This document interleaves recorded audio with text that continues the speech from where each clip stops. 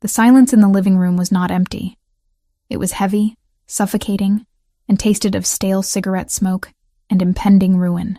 I stood in the corner, deep in the shadows cast by the singular flickering lamp that my father hadn't bothered to change in 3 months.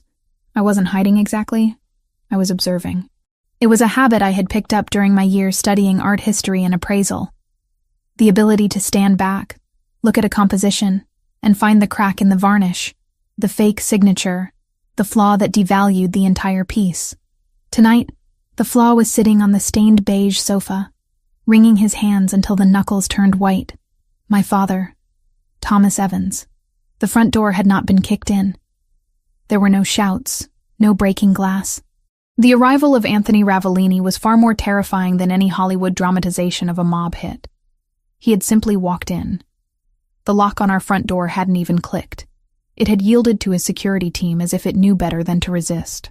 Now, Anthony Ravellini sat in my father's armchair, the only piece of furniture that wasn't falling apart.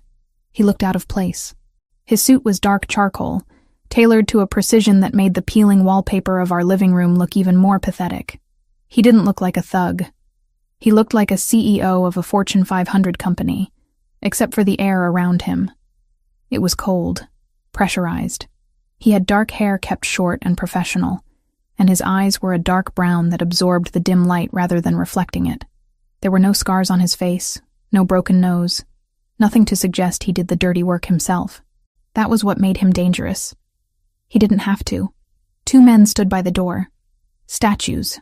They hadn't blinked since they entered. "Thomas," Ravellini said. His voice was a low baritone, smooth and devoid of anger. It was the voice of a man discussing the weather. Not a debt that could end a life. "We are past the point of negotiation." The deadline was noon.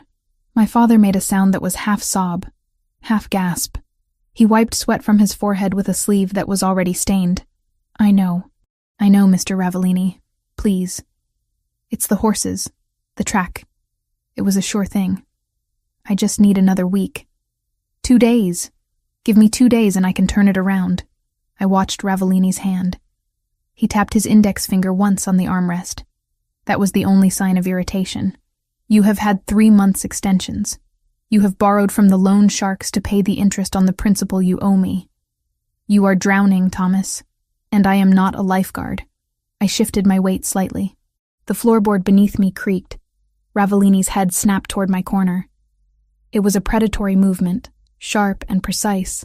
For a second, I thought he was going to pull a weapon, but he just narrowed those dark eyes. I held my breath.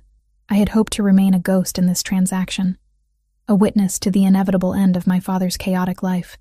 I had my bag packed upstairs. I had $200 hidden in my shoe. I was ready to leave the moment the violence started. But Ravellini saw me. He didn't look away.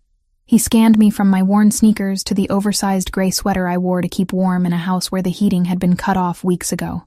He didn't look at me with lust.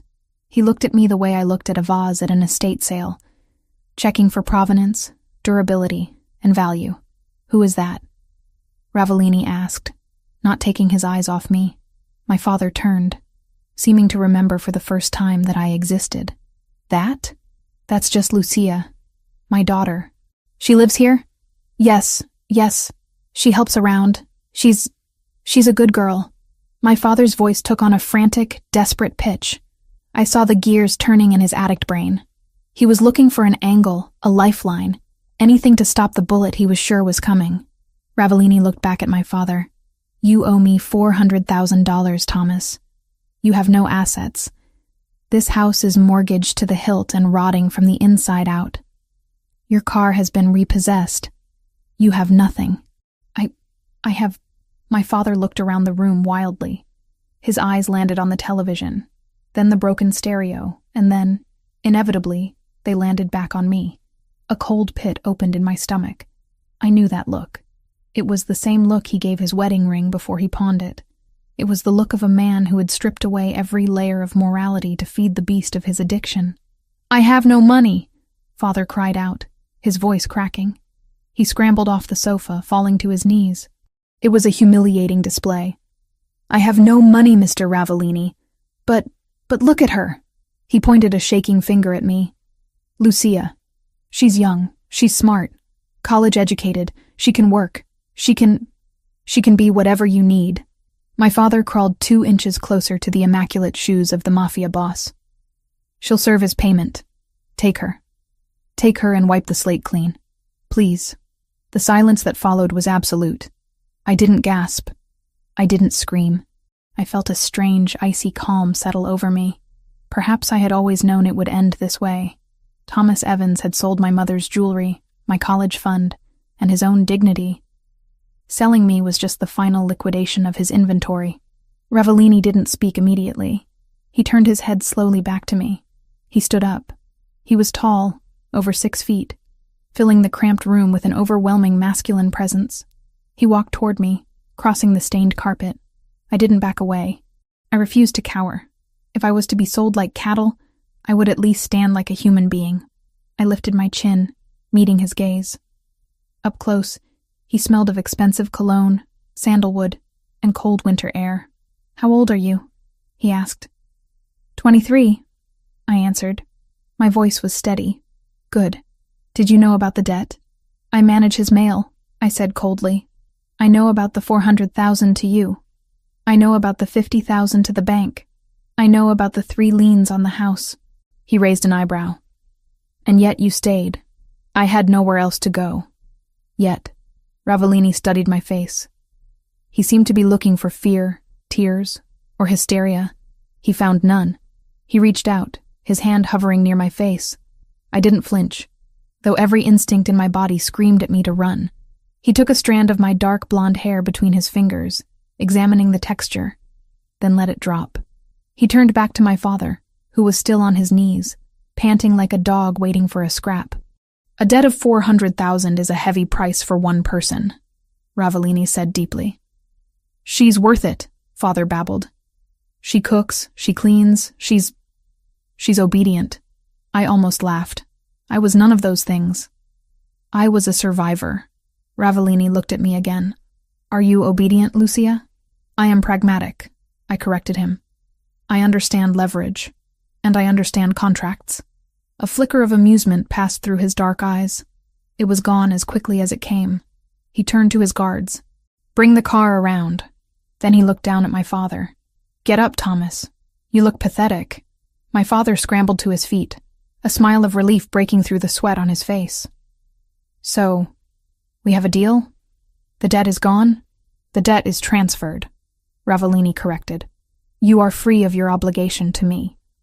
But you are also free of your daughter. If you ever try to contact her, if you ever come near her, if I see your face in my city again, the debt returns, with interest. And you will pay it in blood. Do you understand?" "Yes, yes, of course. Take her." My father didn't even look at me. He was already mentally spending the money he wasn't going to lose. Ravellini turned to me. "Pack a bag. You have 5 minutes. Essentials only." I didn't wait to be told twice. I turned on my heel and walked out of the living room, past the man who had raised me, and up the creaking stairs. I didn't run. I wouldn't give them the satisfaction of seeing me rush. My bedroom was a small box at the top of the stairs. It was cold. I grabbed my battered duffel bag from under the bed. I didn't pack clothes for a new life. I packed for survival.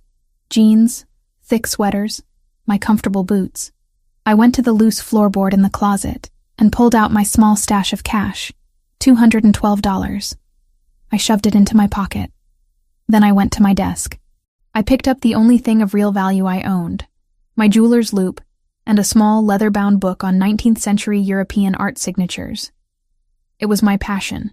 My career before my father's debts had forced me to drop out of the master's program to keep the lights on. I wrapped the loupe in a sock and tucked it deep into the bag. I looked around the room. There were no posters, no memories I wanted to keep. This house had been a prison of anxiety for years. Every phone ring made me jump. Every knock at the door made me sick. Leaving it didn't feel like being captured. It felt like being cut loose from an anchor that was dragging me to the bottom of the ocean. I zipped the bag. It was light. My entire life weighed less than 20 pounds. When I came back downstairs, Ravellini was checking his watch. A Patek Philippe, genuine, platinum casing. I filed that information away automatically. 4 minutes, he noted. Efficient. I don't have much to mourn, I said. My father was standing by the window, peeking out at the street, probably making sure the neighbors weren't watching. He turned as we headed for the door. Lucia, he said, trying to summon some fatherly tone. You be good for Mr. Ravellini. You do what he says. It's for the best. You understand, right? I did this for us. I stopped. I was 3 feet from the door. I turned to look at Thomas Evans one last time. I wanted to scream. I wanted to claw his eyes out for trading me like a used car. But anger required energy, and I needed every ounce of energy for what was coming next. You did this for yourself, I said, my voice dead of all emotion. Don't pretend this is a sacrifice, Thomas. You sold me to save your kneecaps. Now, honey, don't. I cut him off. The debt is paid. You have your life. I have mine. If I were you, I'd stop gambling. Next time, you won't have a daughter to barter with. I walked out the door into the biting cold of the night without waiting for his response. The air outside was crisp, hurting my lungs in a good way. A massive black SUV was idling at the curb. It wasn't just a car. It was a tank disguised as luxury. The windows were tinted so dark they looked like black holes. One of the guards opened the back door for me. I climbed in. The interior was a shock to the system. Cream leather, soft ambient lighting, and warmth that seeped into my bones immediately. It smelled of new leather and safety. Ravellini slid in beside me. The door closed with a heavy thud, sealing out the noise of the street, the wind, and my past. The lock engaged with a decisive click. As the car pulled away, merging smoothly into the traffic, the silence stretched between us. I kept my bag on my lap, hugging it against my chest like a shield. I looked out the window, watching the neighborhood I had grown up in blur into streaks of light. We were leaving the slums and heading toward the city skyline that glowed in the distance like a promised land. We need to establish the ground rules, Ravellini said. He didn't look at me. He was scrolling through something on a tablet that he had pulled from the seat pocket. I assume I don't get a vote, I said. You assume correctly. He locked the tablet screen and placed it down. He turned his body slightly toward me, dominating the space. You are not a guest, Lucia, but you are not a slave. I have no interest in forced labor, and I have even less interest in unwilling women. I exhaled, a breath I didn't realize I had been holding. Then what am I? You are collateral, he said simply. For the next 5 years, you belong to the Ravellini family. You will live in my home. You will be available when I require your presence. You will not leave the premises without an escort. You will not contact anyone from your previous life. You will disappear. Available for what? I asked, my grip tightening on my bag. Appearances, he said. Events, dinners. My world is built on perception. A man of my standing requires a certain domestic image to close specific deals. You are articulate. You are presentable. And according to your father, you are educated. You will play the role of my companion. And if I refuse, you won't, he said. It wasn't a threat. It was a statement of fact. Because you are smart. You saw the alternative back there. You know that living in a golden cage is preferable to drowning in a sewer. Your father would have sold you to someone far worse than me eventually. A pimp, a drug dealer, another bookie. With me, you will have food, clothes, safety, and luxury. All I ask in return is your time and your loyalty. 5 years, I repeated. 5 years. Then the contract is fulfilled, and you are free to go with a severance package that will let you start over anywhere in the world. It sounded like a business deal. Cold, transactional, logical. It was exactly the kind of language I understood. I have conditions, I said. One of the guards in the front seat shifted, likely surprised that the payment was speaking back. Ravellini just looked amused. You are in no position to negotiate, Lucia. I'm not negotiating the terms of my surrender, I said, meeting his eyes. I'm clarifying the job description. You said you have no interest in unwilling women. Does that mean my bed is my own? Ravellini's gaze dropped to my lips for a fraction of a second, then returned to my eyes. I do not rape, Lucia. I don't need to. If you are in my bed, it will be because you walked there yourself. Then I won't be in your bed, I said sharply. We shall see, he murmured, turning back to his tablet. But yes, your room is your sanctuary. As long as you respect my house, you will be safe within it. But understand this. Outside of those walls, you are a target. You are now associated with me. My enemies are your enemies. If you try to run, I won't have to hunt you down. Someone else will find you first, and they will use you to get to me. And they will not be as polite as I am. The reality of his words settled over me. I wasn't just a prisoner. I was a piece on a chessboard. I won't run, I said. I have nothing to run back to. Good. The car slowed down as we approached the city center. The buildings grew taller, blocking out the stars. We were entering his world now. The world of steel, glass, and blood. I looked at the profile of the man who now owned the next 5 years of my life. He was terrifying, yes. But looking at the clean line of his jaw and the calm intelligence in his eyes, I realized something strange. For the first time in 10 years, I wasn't wondering where my next meal was coming from. I wasn't wondering if the electricity would be cut off. The fear of the unknown was there, but the fear of poverty, the grinding, humiliating fear that had defined my existence, was gone. My father had sold me to save himself. But as the skyline glittered ahead of us, I wondered if, inadvertently, he had saved me too. One more thing, Ravellini said, interrupting my thoughts. Yes? Your last name, Evans. You don't use it anymore. In my house, you are simply Lucia. We don't advertise where you came from. Fine, I said. Lucia. Just Lucia. He nodded, satisfied. The car turned into the underground entrance of a massive skyscraper. The gates opened automatically, swallowing us into the belly of the building. Welcome home, Lucia, Anthony Ravellini said. As the darkness of the garage enveloped the car, I realized the irony. I had lost my freedom, but I had gained a future. It was a dangerous, twisted future, but it was mine to navigate. I loosened my grip on the duffel bag. My hands were steady. The game had begun. The elevator ride to the penthouse took exactly 45 seconds. I counted them, watching the digital numbers climb higher and higher, leaving the grid of the street level far below. With every floor that passed, the air pressure changed slightly. A physical reminder that I was ascending into a stratosphere I had no business occupying.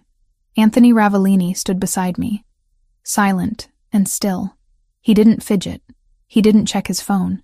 He simply existed in the space, consuming the oxygen, radiating a kind of calm authority that was more terrifying than any shout. When the doors slid open with a soft chime, I stepped into a world that felt less like a home and more like a fortress of solitude carved from glass and steel.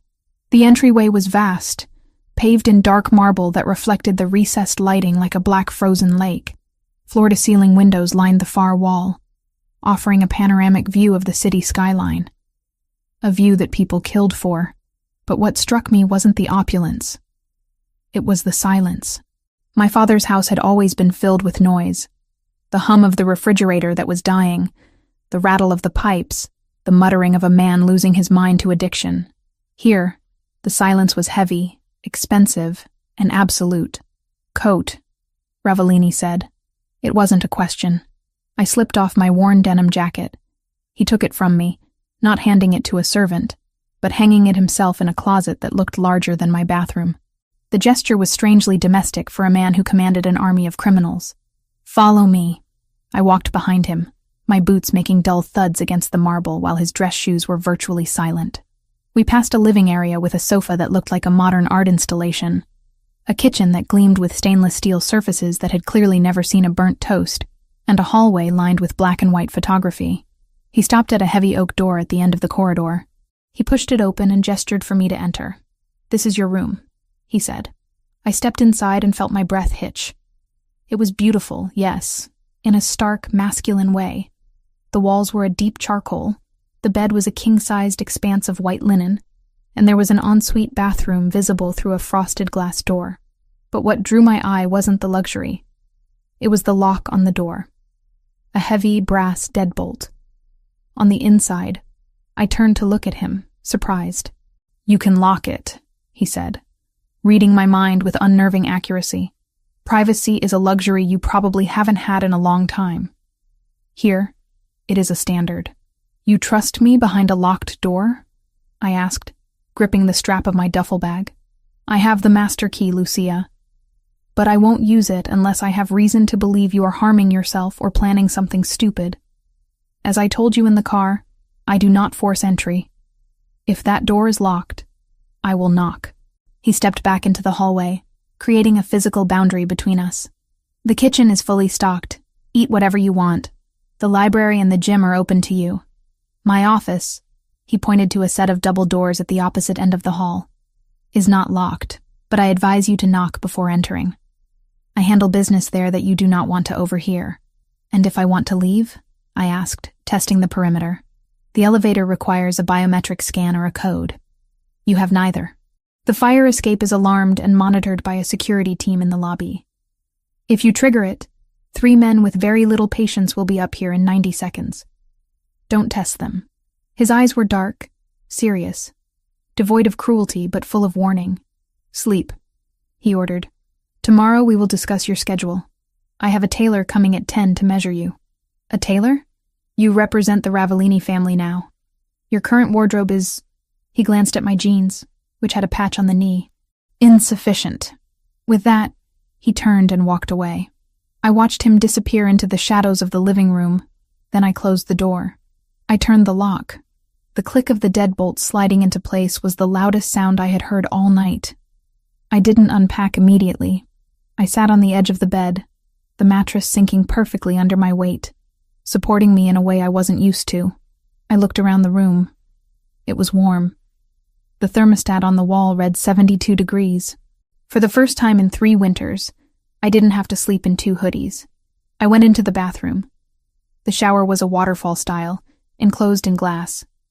I turned the handle, and hot water, instantly hot, not lukewarm after 10 minutes of running, poured out. I stripped off my clothes, the layers of grime and stress from the confrontation at my father's house peeling away. I stood under the spray for a long time, watching the steam rise. I should have been crying. I should have been terrified. I was a prisoner in a high-rise tower, owned by a mob boss. But as the hot water hit my skin, all I felt was a profound, exhaustion-fueled relief. The debt collectors weren't coming here. The phone wasn't going to ring with threats. For the next 5 years, I was a bird in a cage. Yes. But the cage was bulletproof, and the hawk guarding it was the most dangerous predator in the sky. I dried off with a towel that was thicker than my winter coat and climbed into the bed. I thought I would lie awake for hours, plotting my escape or analyzing my fate. But the moment my head hit the pillow, my body shut down. It recognized safety, even if my mind hadn't accepted it yet. I slept dreamlessly, a deep, comatose slumber that belonged to the dead or the saved. I woke up to light streaming through the blackout curtains I had failed to close completely. The clock on the bedside table read 8:30 a.m. Panic flared for a microsecond.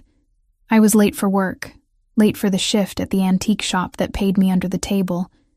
Before reality crashed back in, I didn't have a job anymore. I had a role. I dressed in the cleanest clothes I had left, black leggings and a gray oversized sweater. I brushed my hair, pulling it back into a severe bun. I looked in the mirror. My hazel eyes looked clearer than they had in months. The dark circles were still there, but they were lighter. I unlocked my door and stepped out into the penthouse. It was silent. "Mr. Ravellini?" I called out softly. No answer. I walked to the kitchen. There was a pot of coffee on the counter, still hot, with a note beside it written in sharp, angular handwriting. "I am in meetings until noon. Eat." I poured a cup. It was black, strong, and tasted like beans that were ground 10 seconds ago. I opened the fridge. It was absurd.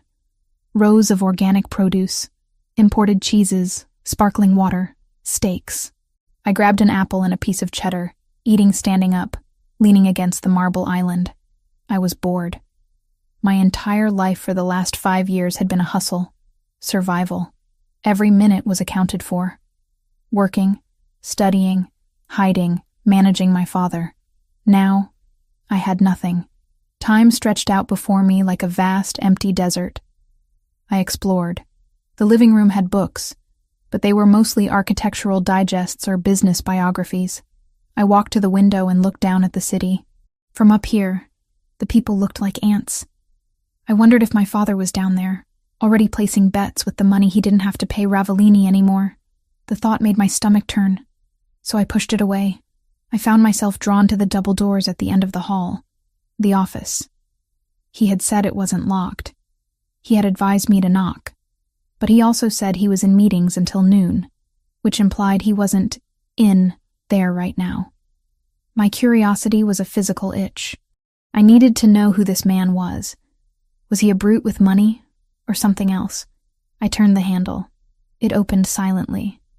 The office was magnificent. It smelled of old paper, leather, and cigar smoke. One wall was entirely glass overlooking the harbor. The other walls were lined with mahogany bookshelves filled with leather-bound volumes, legal texts, history, philosophy. Not decoration. These books looked red. The spines were cracked. Some had bookmarks sticking out. But what stopped me dead in my tracks was the painting hanging behind the massive ebony desk. I walked toward it, my coffee forgotten on a side table. It was a landscape, oil on canvas. Pastoral scene, mid-18th century style.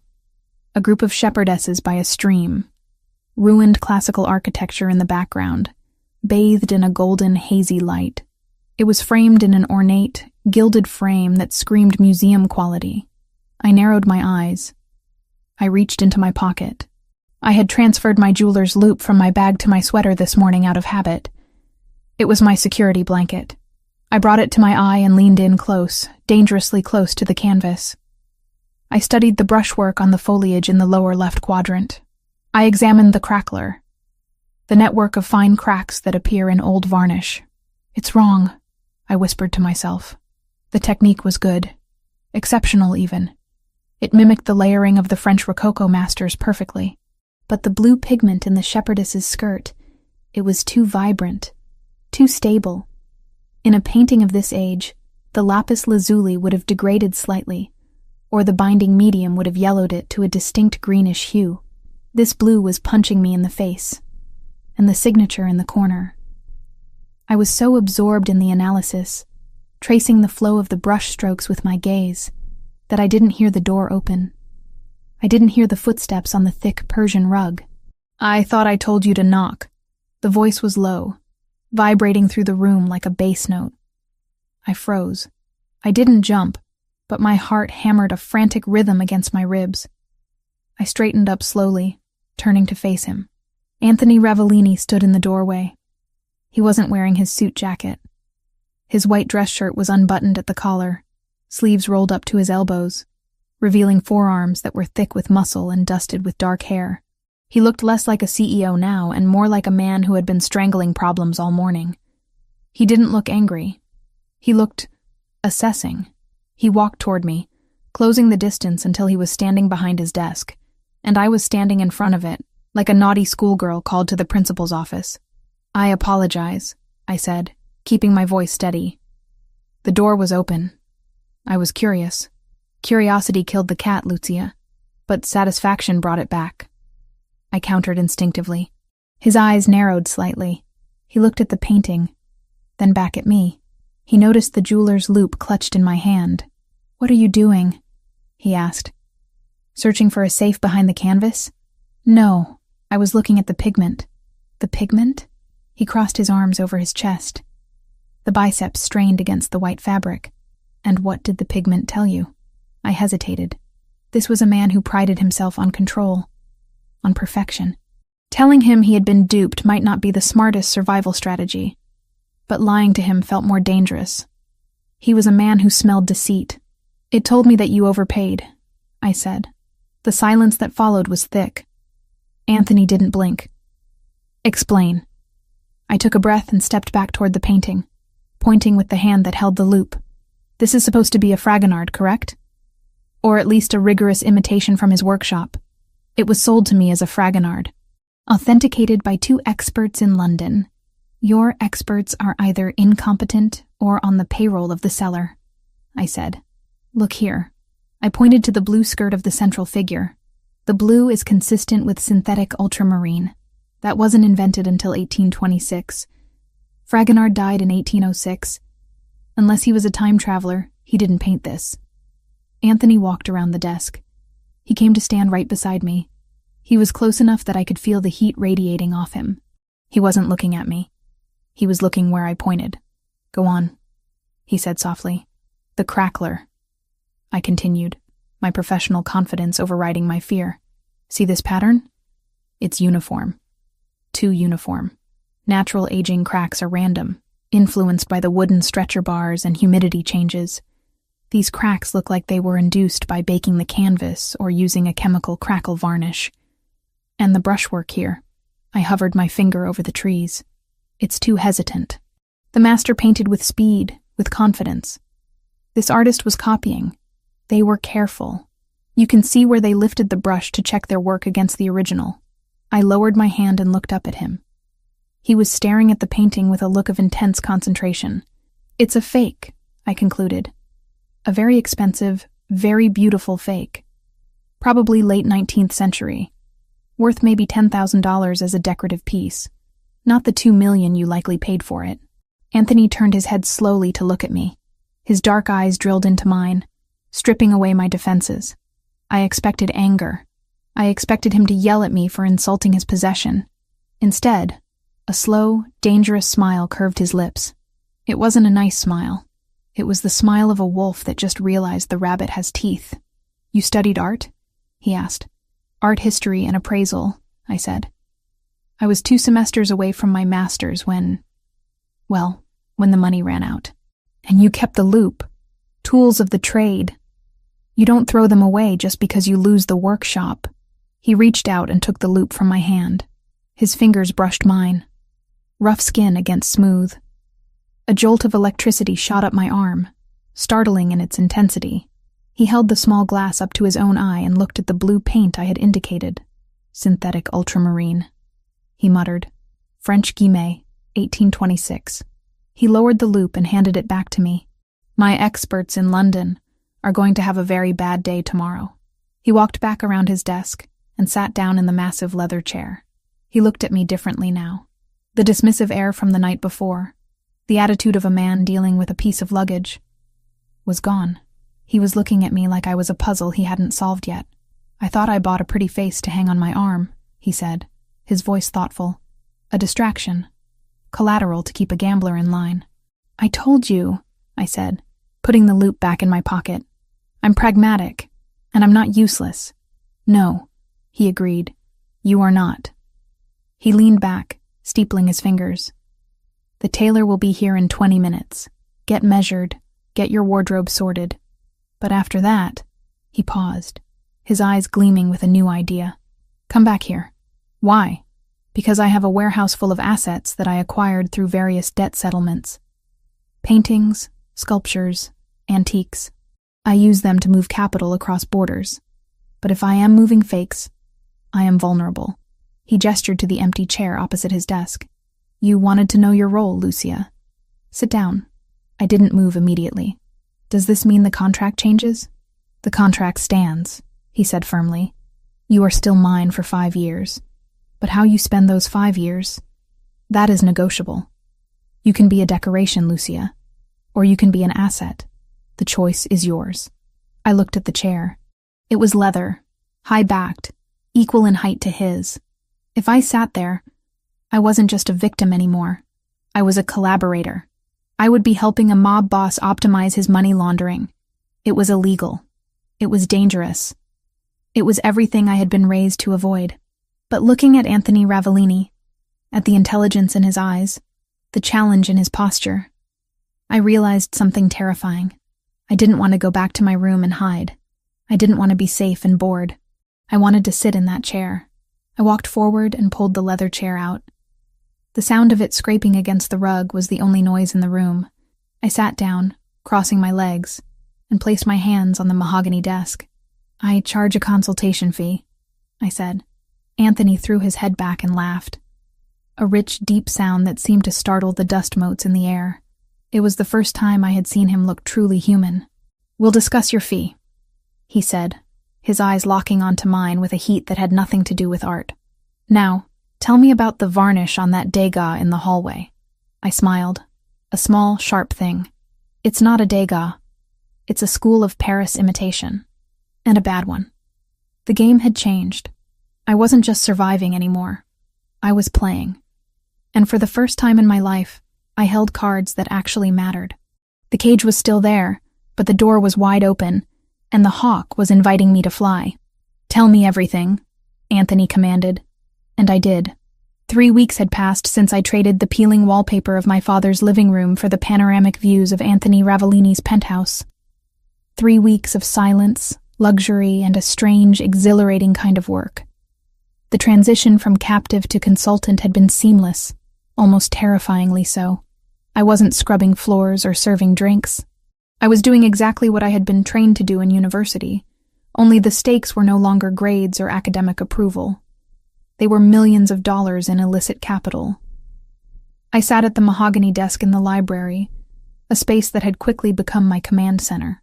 Spread out before me were photographs, provenance documents, and shipping manifests. Anthony had given me access to the dead inventory, a collection of art and antiques acquired by the family over the last decade as payments for debts. Most of it was garbage. Gaudy statues, replicas sold to idiots, paintings by up-and-coming artists who never came up. But hidden in the pile were gems, and my job was to separate the wheat from the chaff, and more importantly, to identify the high-quality fakes that could be passed off as originals to less discerning buyers in the European black market.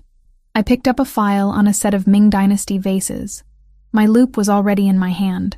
I didn't need to look hard to see the modern kiln marks on the base in the photograph. Fake. But good fakes. Trash? The voice came from the doorway. I didn't flinch. I had learned the rhythm of Anthony's footsteps. Heavy, deliberate, rhythmic. I looked up. Anthony was leaning against the doorframe, watching me. The late afternoon sun cast long shadows across the Persian rug, but he seemed to absorb the light rather than reflect it.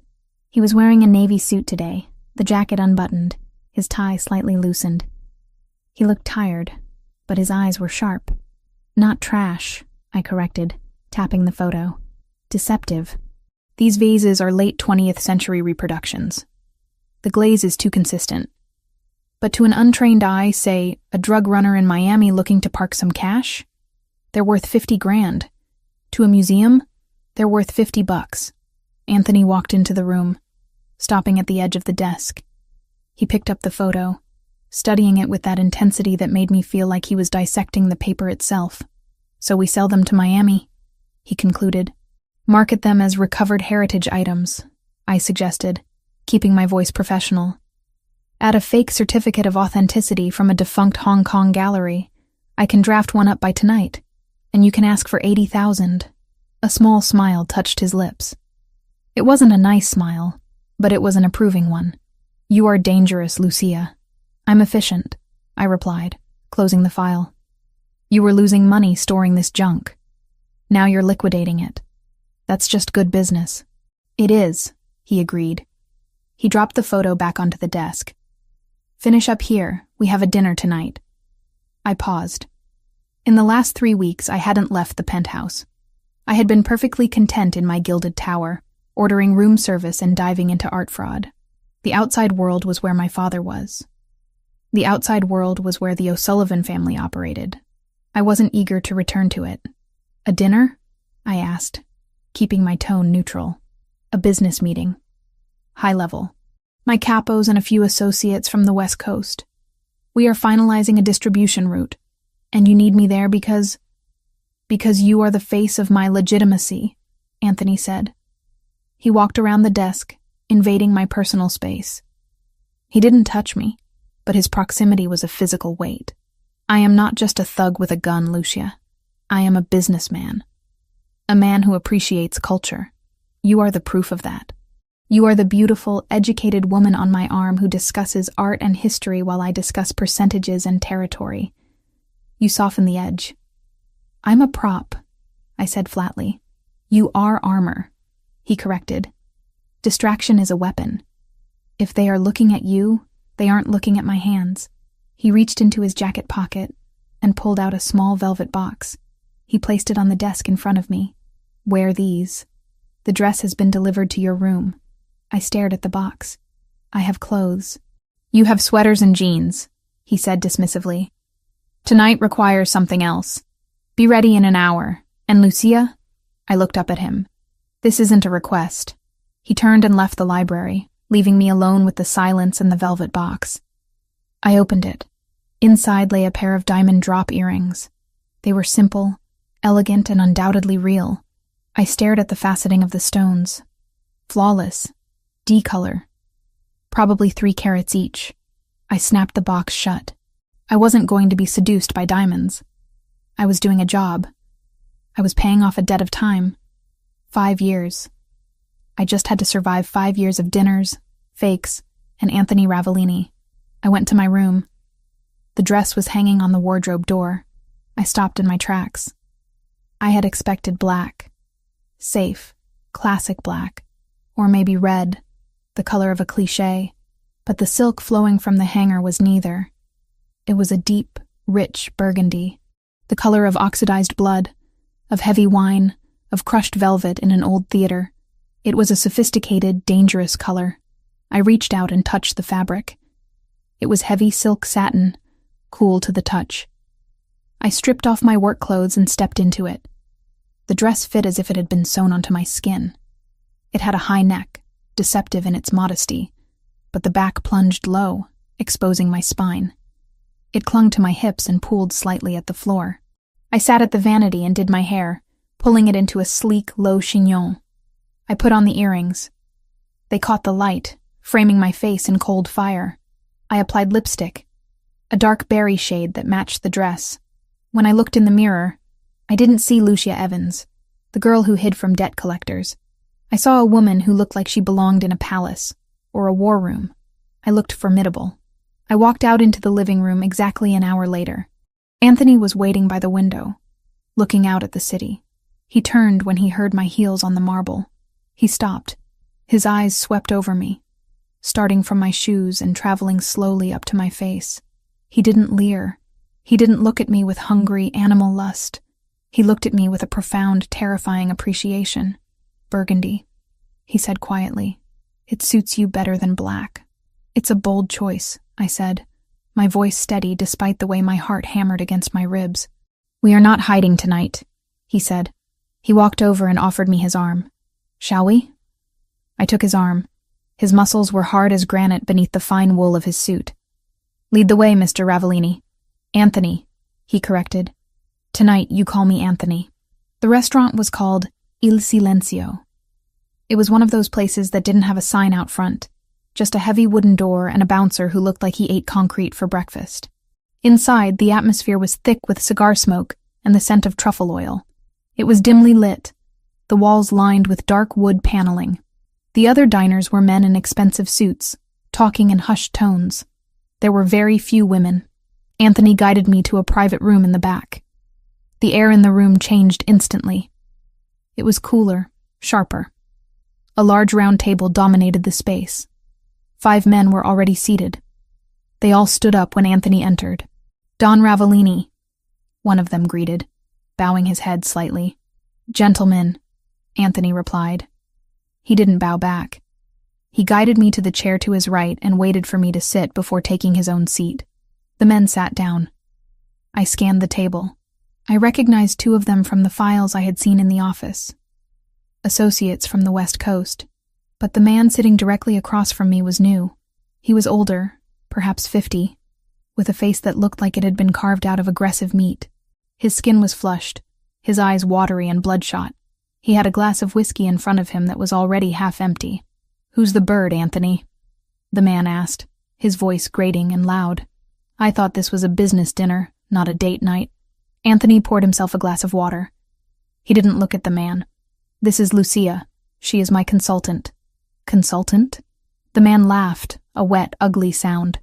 Is that what we're calling them now? In my day, we just called them whores. The silence that fell over the table was instant and absolute.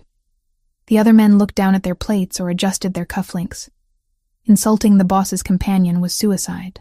Anthony stopped pouring. The pitcher hovered in the air for a second before he set it down with a deliberate clink. "Lucia manages my private acquisitions," Anthony said, his voice dropping an octave. "She has more education in her little finger than you have in your entire bloodline, Verciani. I suggest you show respect." So this was Verciani, a capo from the Jersey faction, notorious for his temper and his inability to handle alcohol. Verciani sneered, leaning back in his chair. He looked me up and down, his eyes lingering on my chest. Education. Right. Does she know how to count, or just how to spend? I felt a flash of anger, hot and sharp. But I didn't let it show. I picked up my napkin and unfolded it calmly. "I know how to count, Mr. Verciani," I said, my voice cutting through the tension like a razor blade. "For example, I count 3 empty glasses in front of you, which explains why you're slurring your words before the appetizers have even arrived." Verciani's face turned a darker shade of red. The man next to him choked on a laugh. Anthony didn't look at me, but I saw his hand tighten slightly on the stem of his water glass. "She speaks," Verciani mocked. "Listen, sweetheart, the men are talking. Why don't you sit there and look pretty? Anthony, order a bottle of the good stuff. I want to celebrate the deal." He snapped his fingers at a waiter who had materialized in the corner. "Boy, bring us the 82 Latour. The boss is paying." The waiter looked at Anthony for confirmation. Anthony gave a barely perceptible nod. When the bottle arrived, Verciani made a show of inspecting it. "Ah, Chateau Latour, 1982, the king of wines. You see this?" He pointed the bottle at me. "This bottle costs more than your daddy made in a year." He didn't know how right he was. My father never made anything. The waiter poured a splash into Verciani's glass for the tasting. Verciani swirled it aggressively, spilling a drop on the white tablecloth. He took a massive gulp, swishing it around his mouth like mouthwash. "Perfection," he announced. "Notes of leather and tobacco, smooth as silk. Pour it for everyone." The waiter moved to pour, but I raised my hand. "Wait," I said. Verciani slammed his glass down. "What now?" I looked at the bottle in the waiter's hand. "I didn't need the loop for this. It's a fake," I said clearly. The room went dead silent again. Verciani stared at me, his mouth slightly open. "Excuse me?" He spat. "The bottle," I said, gesturing to the label. "It's a counterfeit. A refilled bottle, to be precise." "You don't know what the hell you're talking about," Verciani growled. "This is from the restaurant's private reserve." "Then the restaurant is being cheated, or they are cheating you," I said, leaning forward slightly, locking eyes with him. "Look at the capsule, Mr. Verciani. The Chateau Latour 1982 capsules were made of a specific lead alloy that oxidizes to a dull gray over 40 years. That capsule is shiny aluminum. And the label? The font on the vintage year is slightly too bold. It's a high-quality photocopy glued onto an old bottle." I turned to the waiter, who was looking pale. "And if you open it, the cork will likely be branded with a different year, or it will look surprisingly new for a 40-year-old wine. Am I right?" The waiter swallowed hard. I can check the cellar, madam. We have had issues with the supplier recently." I turned back to Verciani. "You just drank swill, probably a decent table wine mixed with a little brandy to fake the aging, and you called it perfection. You praised the notes of leather. The only leather here is the shoe you just put in your mouth." The man to Verciani's left let out a snort of laughter that he quickly turned into a cough. Anthony remained perfectly still, but there was a light in his eyes, a fierce, burning pride. Verciani was vibrating. The humiliation was total. He had been exposed as a fool in front of his peers by a woman he had dismissed as a whore. He stood up so fast his chair crashed backward onto the floor. "You little bitch," he roared. He lunged across the table. His hand, heavy, meaty, and fast, swung toward my face. I didn't have time to move. I flinched, bracing for the impact, closing my eyes. But the blow never landed. There was a dull thud of flesh hitting flesh, but not mine. I opened my eyes. Anthony was standing. He had moved with a speed that defied physics. His left hand was wrapped around Verciani's wrist, stopping at inches from my cheek. His grip was so tight that Verciani's fingers were turning purple. The air in the room seemed to drop 20 degrees. Anthony didn't shout. He didn't roar. He leaned in, his face inches from Verciani's sweating forehead. His voice was a whisper, but it carried more violence than a gunshot. "She is not a consultant," Anthony said, his eyes black voids of rage. "She is my partner. You insult her. You insult me. You try to touch her." He twisted Verciani's wrist. There was a sickening pop of cartilage. Verciani let out a strangled yelp, dropping to his knees. "And you lose the hand," Anthony finished. He shoved Verciani back. The capo collapsed onto the floor, clutching his wrist, wheezing. "Get him out of here," Anthony ordered the guards. "And tell the kitchen to bring me a real bottle. I won't pay for garbage." The guards dragged Verciani out. The other men at the table sat in stunned silence. They weren't looking at Anthony with fear anymore.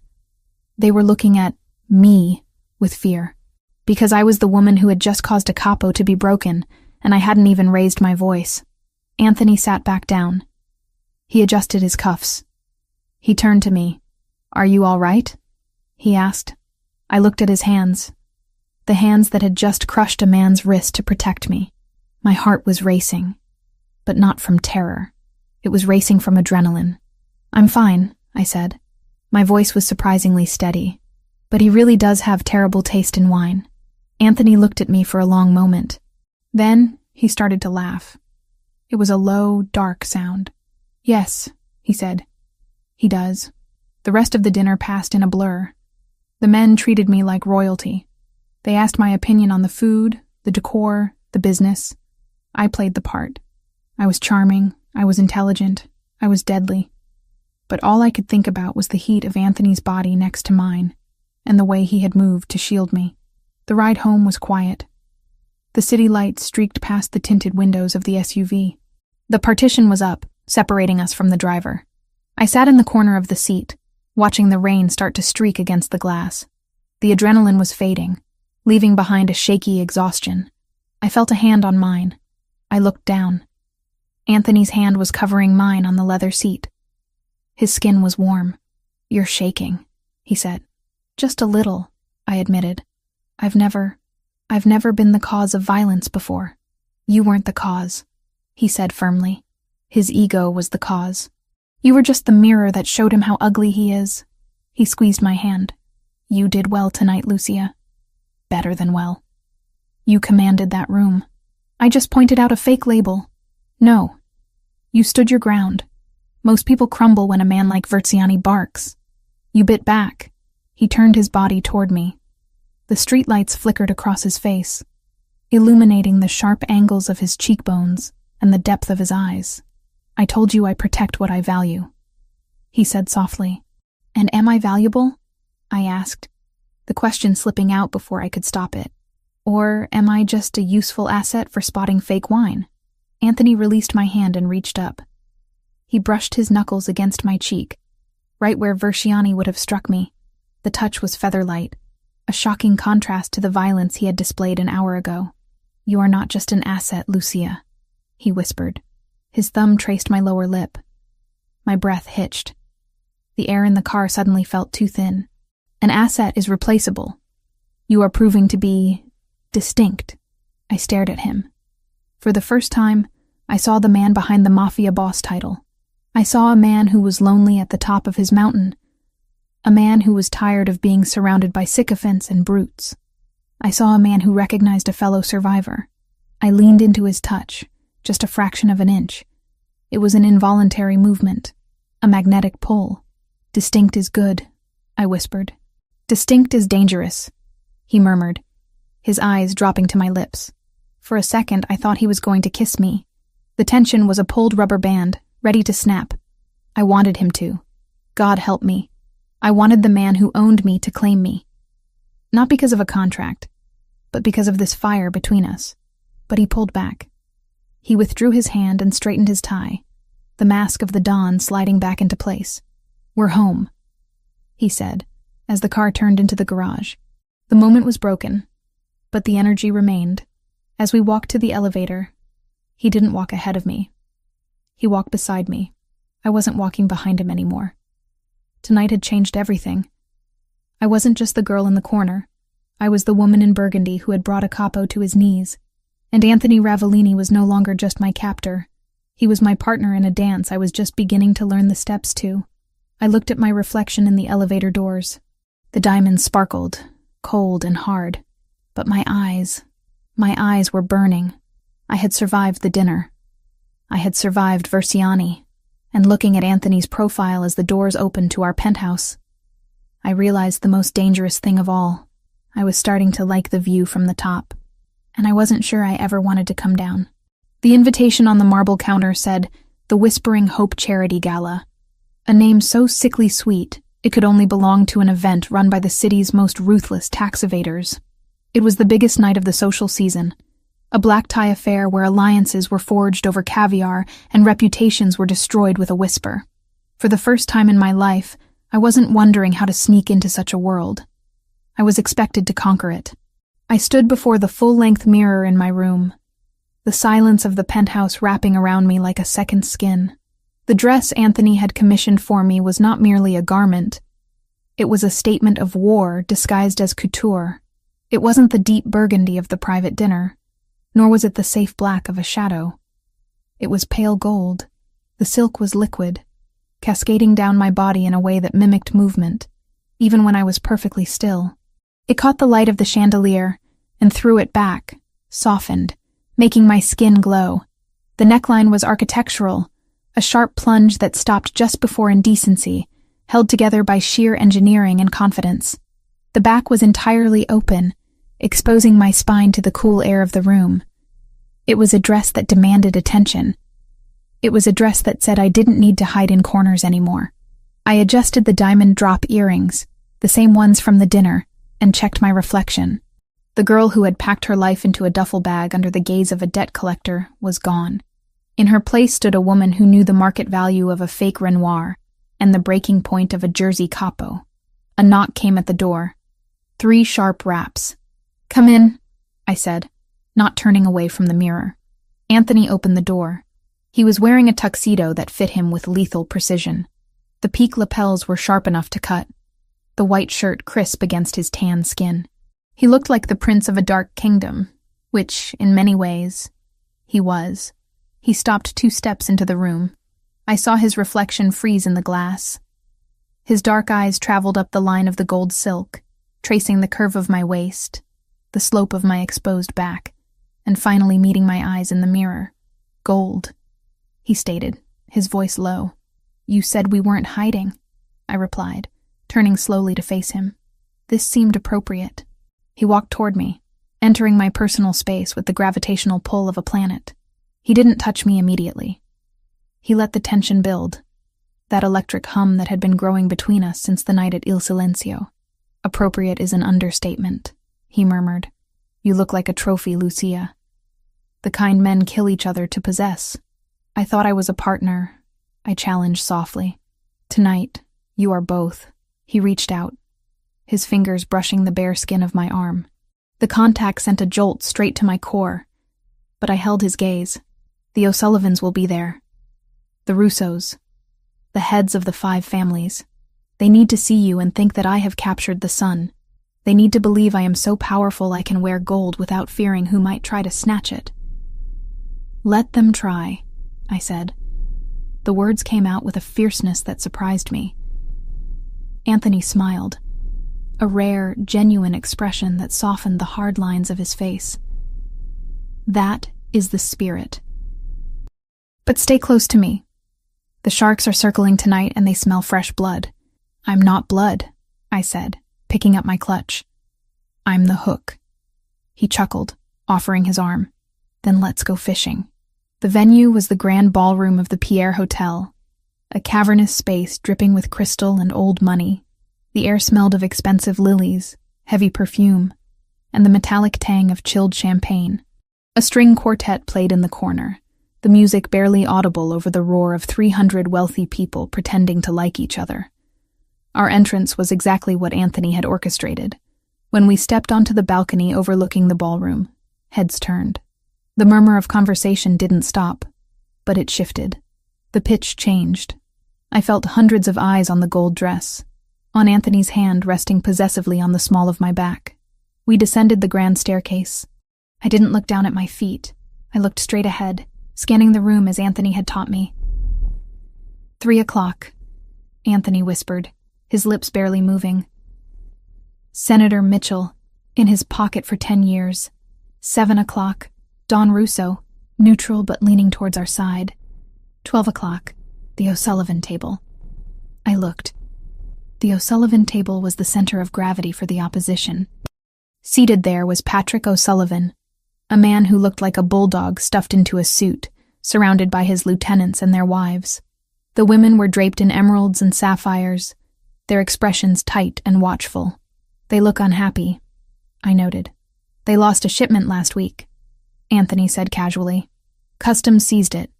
They think I tipped off the feds. Did you? I don't talk to the feds, Lucia, but I don't correct my enemies when they make mistakes either. We reached the floor and were immediately swarmed. For the next hour, I was the perfect diplomat. I laughed at jokes that weren't funny. I discussed the decline of neoclassical architecture with a banker who was clearly laundering money for the cartels. I charmed the wife of a judge by complimenting her hideous brooch. Through it all, Anthony was a constant presence at my side. He didn't hover, but he was always there, a hand on my elbow, a body blocking a crowded path. We moved as a unit. When I spoke, he listened with visible respect, signaling to the room that dismissing me would be a fatal error. I was enjoying myself. The power was intoxicating. I was navigating a minefield in stilettos, and I hadn't triggered a single explosion. I need a moment, Anthony whispered in my ear after extricating us from a conversation with a particularly dull city councilman. I have to speak with Russo privately. 5 minutes. Stay in the main circle. Don't wander. I'll be fine, I assured him. I'll get a water. He hesitated, scanning the room once more, then nodded. 5 minutes. He disappeared into the crowd toward the smoking terrace. I walked to the bar, my head high. I ordered a sparkling water with lime. The bartender served me with trembling hands. I turned to survey the room, taking a sip. That dress is a bold choice for a mistress. The voice was sweet, laced with arsenic. I turned. Standing next to me was a woman I had seen at the O'Sullivan table. She was older, perhaps 45, wearing a dark green velvet gown that looked heavy and suffocating. Her neck was choked with diamonds that looked like ice. I prefer consultant, I replied smoothly. And the dress is vintage. You wouldn't recognize the designer. He doesn't sell to department stores. The woman's smile didn't waver. Sharp tongue. Anthony always did like them feisty. I'm Eleanor O'Sullivan, Patrick's wife. Lucia, I said, omitting the surname as per my instructions. Just Lucia? Eleanor stepped closer. She smelled of gin and desperate preservation. We know who you are, dear. We know exactly who you are. My grip on the crystal glass tightened. Then you have the advantage, Mrs. O'Sullivan. Because to me, you're just another wife waiting for her husband to tell her what to think. Eleanor's eyes flashed with cold malice. You think you're safe because he put you in silk? You think you're special? You're just payment, a receipt walking around in heels. If you'll excuse me, I said, moving to step around her. Your father sends his regards, she whispered. I froze. The ambient noise of the party seemed to drop away, leaving only the sound of my own heartbeat thundering in my ears. I turned back to her slowly. What did you say? Thomas, she purred, seeing she had drawn blood. He's a charming man. Terribly unlucky, though. He just can't seem to stay away from the tables. Atlantic City, mostly. But last week, well, he found a private game in Queens. Our game. My stomach turned to ice. My father's debts are his own. Not anymore, Eleanor said. She looked around to ensure no one was listening, then stepped into my personal space. He owes us, Lucia. 100,000. A pittance compared to what he owed Anthony, sure. But Thomas doesn't have a daughter left to sell, does he? He already spent that currency. I don't care, I said, though my voice trembled slightly. Kill him. Break his legs. It has nothing to do with me. Doesn't it? Eleanor reached into her clutch. She didn't pull out a weapon. She pulled out a small folded cocktail napkin. She pressed it into my hand. He didn't have money, dear, but he had information. He told us he talks to you. He told us he knows the route Anthony uses for the midnight transfers. He's lying, I hissed. I don't talk to him. I don't know the routes. But Anthony thinks you're loyal. She smiled, a horrific, triumphant expression. Thomas is selling us the schedule, Lucia. He claims he got it from you. He says you're playing the long con, that you're feeding him intel to buy his freedom.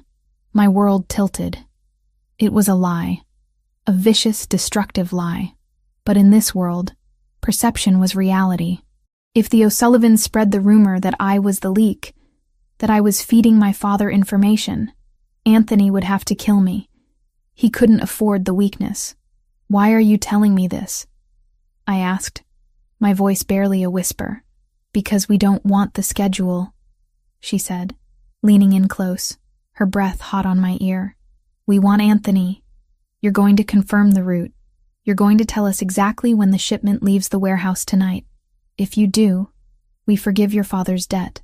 If you don't, well, we tell Anthony that his precious little consultant is a double agent working for her daddy, and we'll provide the proof Thomas manufactured. She patted my cheek. It took everything in me not to slap her hand away. Think about it. The ladies' room is down the hall. Meet me there in 10 minutes with the time and location. Or watch your golden life burn. She walked away, blending back into the crowd like a venomous snake sliding into the grass. I stood there, the cocktail napkin burning my palm. I unfolded it. It was a list of dates. Anthony's dates. My father hadn't just gambled money. He had gambled my life. He was framing me to save his own skin, using the O'Sullivans as the executioner. I looked across the room. Anthony was walking back from the terrace. He looked powerful, untouchable. If I told him, would he believe me? Or would the seed of doubt be enough to destroy us? The O'Sullivans were banking on my fear. They were banking on me trying to fix this alone, trying to hide the mess. I looked at the napkin again. Then I looked at Anthony. I didn't hesitate. I dropped the glass of water on the table with a clatter and walked straight toward him. I didn't care about the senator he was about to greet. I didn't care about the protocol. I cut through the crowd, my gold dress flowing like a banner of distress. Anthony saw me coming. His smile vanished instantly, replaced by a look of razor-sharp alert. He stepped away from the group he was approaching and met me halfway. "Lucia?" he asked, his hand instantly finding my waist. "What happened?" "We need to leave," I said. My voice wasn't loud, but it was steel. Now. He didn't ask why. He didn't look around to see if anyone was watching. He didn't worry about the social fallout. He saw the look in my eyes, the terror I was trying to suppress, and he acted. "Guard," he said to the air, and instantly 2 of his men materialized from the shadows. "Car, out front, 10 seconds. He guided me toward the exit, his body shielding mine from the room. We moved fast. The valet was already opening the door of the SUV before we even hit the sidewalk. We dove into the back seat. The door slammed shut, sealing us in the safety of the dark leather. "Go," Anthony ordered the driver. "Penthouse, counter-surveillance route." The car surged forward. Anthony turned to me. He didn't touch me yet. He waited. "Tell me." I opened my hand and dropped the crumpled napkin onto his knee. "The O'Sullivans," I said, the words tumbling out. "Eleanor." She cornered me. "My father." I choked on the word, a bitter bile in my throat. "My father owes them. He's back gambling. And to pay them, he's selling them lies." Anthony picked up the napkin. He scanned the dates in the dim light of the passing street lamps. His face was a mask of stone. "He told them I'm the leak," I continued, forcing myself to be clear. "He told them I'm feeding him information on your shipments. Eleanor said if I don't give them the real route for tonight, they'll come to you with proof that I'm a traitor." I looked at him, searching for doubt, searching for the moment he would decide I was a liability. "I didn't tell him anything, Anthony. I haven't spoken to him since the night you took me. You have to believe me. Anthony looked at the napkin. Then he slowly crushed it in his fist. The sound of the paper crumpling was loud in the quiet car. She gave you 10 minutes, Anthony said. It wasn't a question. She wanted me to meet her in the bathroom, to confirm the route. And instead, you came to me. Yes, you realize that by telling me this, you are effectively signing your father's death warrant, Anthony asked. His voice was devoid of emotion, purely analytical. If he is selling lies about my operation to my enemies, if he is threatening my household to cover his debts, I cannot let him live, Lucia. You know this. I looked out the window. I saw the city passing by, the city where I had lived in fear for so long because of Thomas Evans. I thought of the man who had sold me for a clear ledger.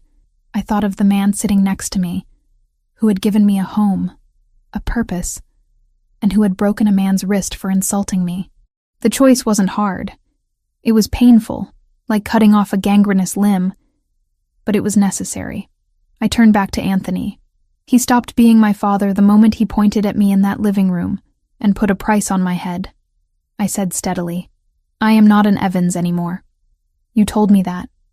I am yours. Anthony stared at me. For a long, agonizing minute, he didn't move. He was reading me, looking for the lie, looking for the hesitation. Then, he reached out. He took my hand, the one that had held the napkin, and brought it to his lips. He pressed a kiss to my knuckles, slow and deliberate. It wasn't just a gesture of affection. It was a seal, a knight swearing fealty to his queen. He tried to use you as a weapon against me, Anthony whispered against my skin. He thought you were weak. He thought you would panic and hide. He doesn't know me, I whispered back. No, Anthony agreed. He lowered my hand but didn't let go. His fingers interlaced with mine, locking us together. But I do. He tapped the partition glass. He reached out. He took my hand, the one that had held the napkin, and brought it to his lips. He pressed a kiss to my knuckles, slow and deliberate. It wasn't just a gesture of affection. It was a seal, a knight swearing fealty to his queen. He tried to use you as a weapon against me, Anthony whispered against my skin. He thought you were weak. He thought you would panic and hide. He doesn't know me, I whispered back. No, Anthony agreed. He lowered my hand but didn't let go. His fingers interlaced with mine, locking us together. But I do. He tapped the partition glass. The driver lowered it an inch. Change of plans, Anthony said. Cancel the shipment tonight. Initiate protocol silence on the warehouses. And find Thomas Evans. I don't care where he is. Turn over every rock in Queens. Yes, boss. The window went up. Anthony looked back at me. The fury was there now, burning deep in his eyes. But it wasn't directed at me. It was a cold, protective rage that made the air in the car vibrate. You chose me, he said, sounding almost awed by the fact. I chose the person who protects me, I said. I chose the person who sees me. He pulled me across the seat, hauling me into his lap. The gold dress spilled over his dark trousers like molten metal. He buried his face in the crook of my neck, inhaling deeply. You are not just payment, Lucia, he growled against my pulse. You are the most dangerous thing I have ever owned, and I will burn the city to the ground before I let them touch you. I wrapped my arms around his shoulders, holding on tight. The car sped through the night, carrying us away from the gala, away from the lies, and towards a war that was now inevitable. What do we do now? I asked. Anthony pulled back to look at me. His eyes were hard, but his hand on my waist was gentle. Now, he said, we stop playing defense. If the O'Sullivans want a war, we give them a massacre. And your father is going to learn that some debts can't be paid with money. I didn't flinch. I didn't beg for mercy. I nodded. Okay, I said, and in that word, I sealed my fate. I wasn't an observer anymore. I was an accomplice, and as Anthony's lips crashed onto mine, searing and possessive, I realized I wouldn't have it any other way. The girl in the corner was dead. The woman in the gold dress was ready to reign. The transition from the golden warmth of the gala to the cold, militaristic precision of the penthouse was jarring. The silence that filled the apartment wasn't the peaceful quiet of luxury anymore. It was the holding breath of a battlefield before the first shot is fired. Anthony moved with a terrifying efficiency. He had stripped off his tuxedo jacket and the silk tie, replacing them with a tactical vest that he strapped over his white dress shirt. He didn't look like a businessman now. He didn't even look like a mob boss.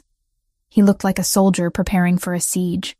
I stood by the kitchen island, still wearing the gold dress, though I felt ridiculous in it now. The silk felt too thin, too fragile for the reality that had just crashed into our lives. "The perimeter is sealed," Anthony said, checking the magazine of a handgun before sliding it into a holster at his hip. "I have 6 men in the lobby, 2 in the elevator shaft, and 3 on the roof. The blast shutters are down on the windows. You are safer here than in the president's bunker. And you?" I asked, my voice steady despite the tremor in my hands. "Where are you going?" "To end it," he replied. He walked over to me, stopping just inches away. The smell of expensive cologne was gone, replaced by the scent of gun oil and cold resolve. He reached out, cupping my face in his hands. His thumbs traced my cheekbones, his eyes searching mine with an intensity that made my knees weak. "I am going to find your father. I am going to find the O'Sullivans. And I am going to make sure they never threaten this house again." "Don't go alone," I whispered. "I'm not alone. I have my best men, but I need to lead this, Lucia. They insulted me. They threatened you. This is personal." He leaned his forehead against mine. "Stay here. Do not open the door for anyone but me. If the secure line rings, answer it. It will be the code word Vesuvius. That means extraction. Do you understand?" "Vesuvius," I repeated. "I understand." He kissed me then. It wasn't gentle. It was hard, possessive, a promise of return. Then he pulled away, turned, and walked out the door without looking back. The heavy lock clicked into place, sealing me inside the golden cage. I stood there for a long time, listening to the silence. I should have gone to my room. I should have taken a bath, washed off the night, and waited like a good little asset. But my mind was racing. The image of Eleanor O'Sullivan's smile, the venom in her voice when she spoke of my father, the absolute certainty that Thomas Evans was selling me out, it all churned in my stomach like acid. I couldn't just sit. I went to my room and stripped off the gold dress, letting it pool on the floor like shed skin. I pulled on black jeans, heavy boots, and a dark cashmere sweater. I needed to feel armored. Then, I went to the bottom drawer of my nightstand. Taped to the underside was a burner phone. An old, cracked smartphone that had belonged to my father years ago. I had kept it not out of sentiment, but out of paranoia. When I moved in, I had swapped the SIM card for a prepaid one I'd bought with cash from the antique shop job. Anthony knew everything about me, but he didn't know about this phone. Everyone needs a secret, I had told myself. I turned it on. The screen flickered to life, the battery bar hovering at 15%. It vibrated immediately. My heart slammed against my ribs. No one had this number. No one except the emergency contact list I had set up for my father years ago in case he ended up in a hospital or a ditch. I opened the message. Sender, Dad. Time, 11:42. Lucia. I know you hate me. I know what Eleanor told you. She's lying. I'm not selling you out. I'm trying to save you. They know Anthony is coming. It's an ambush. The driver, Marco, is on their payroll. They are taking him to the shipping yards, not Queens. Pier 4, they have a sniper team waiting. Please, I messed up, but I won't let you die. Tell him. I stared at the screen, my breath catching in my throat. A trap. My mind raced, analyzing the data like I analyzed a fraudulent painting. Was it true? My father was a liar. Yes. A manipulator, absolutely. But he was also a coward. If Anthony died, the Ravellini empire would crumble, and the O'Sullivans would have no reason to keep Thomas alive. His safety depended on the balance of power. If the O'Sullivans took over, they would just kill him to tie up loose ends. His only chance of survival was chaos, or Anthony winning. The logic held. The driver? Marco. I had seen him talking to one of the O'Sullivan guards at the gala. Just a nod. I hadn't thought anything of it at the time, but now? I dialed Anthony's number on the secure house line. Beep, beep, beep. The number you have reached is not in service. Protocol silence. He had cut communications to prevent tracking. He was walking into a kill box, and he was deaf to the warning. I paced the living room floor. Panic clawed at my throat, but I forced it down. I was Lucia Evans. I was the woman who spotted a fake Chagall from across the room. I didn't panic. I solved problems. If I stayed here, Anthony would go to the shipping yards. Marco would drive him right into the crosshairs. Anthony would die. And then the O'Sullivans would come here, override the security with Marco's help, and drag me out. If I left, I stopped pacing. I looked at the message again. Pier 4. I knew Pier 4. It was an old Ravellini drop point that had been abandoned years ago. It was isolated. If I could get there, if I could get close enough to signal him, or create a distraction, but I couldn't just walk out. The guards in the lobby would stop me, unless I gave them a reason not to. I ran to the office. I grabbed a piece of heavy stationery from Anthony's desk. I wrote quickly, my handwriting sharp and angular. Protocol override. Thomas contacted me. He claims ambush at Pier 4. I have the encryption keys for the O'Sullivan accounts. The bluff. I am going to the secondary extraction point to trade for the intel. Do not follow me. Secure the perimeter. I will contact via Vesuvius channel. It was a lie, partially. But it sounded authoritative. It sounded like something the partner of Anthony Ravellini would do. I left the note on the kitchen island, right next to his espresso machine where the head of security would check during his rounds in 20 minutes. Then, I went to the service elevator. I knew the code. I had watched Anthony punch it in 3 weeks ago. 1982. The year of the fake wine. He had a sense of humor. I punched it in. The doors slid open. I took a deep breath. I was leaving the safety of the fortress. I was walking back into the dark, but as the elevator descended, I didn't feel like a victim. I felt like a player moving a piece on the board. Getting out of the building was easier than it should have been, which should have been my first warning. I used the service exit that led into the alleyway, bypassing the main lobby guards. The night air was freezing, biting through my sweater. I didn't take one of Anthony's cars.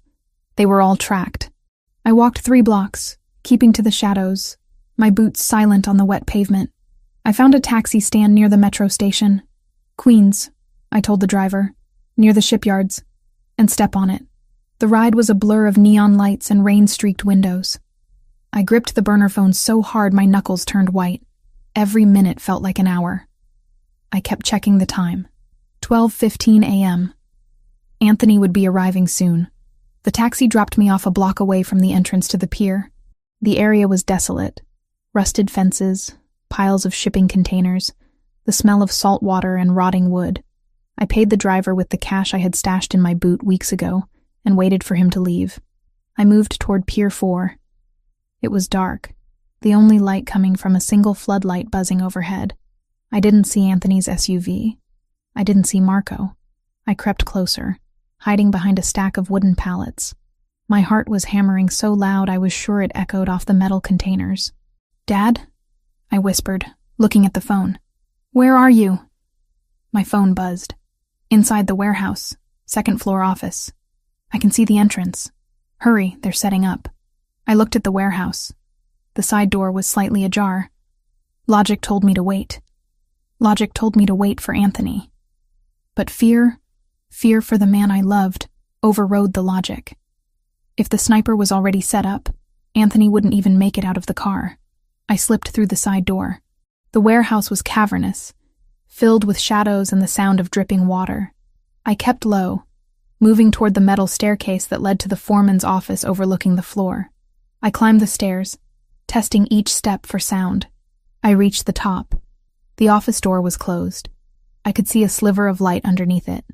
I took a breath, reached into my boot, and pulled out a small switchblade I had swiped from Anthony's collection in the library. It wasn't much against guns, but it was better than fingernails. I pushed the door open. "Dad?" Thomas Evans was sitting in a rolling chair in the center of the room. He wasn't tied up. He wasn't bleeding. He was holding a sandwich in one hand and a bottle of beer in the other. He looked up at me, and for a second, he looked surprised.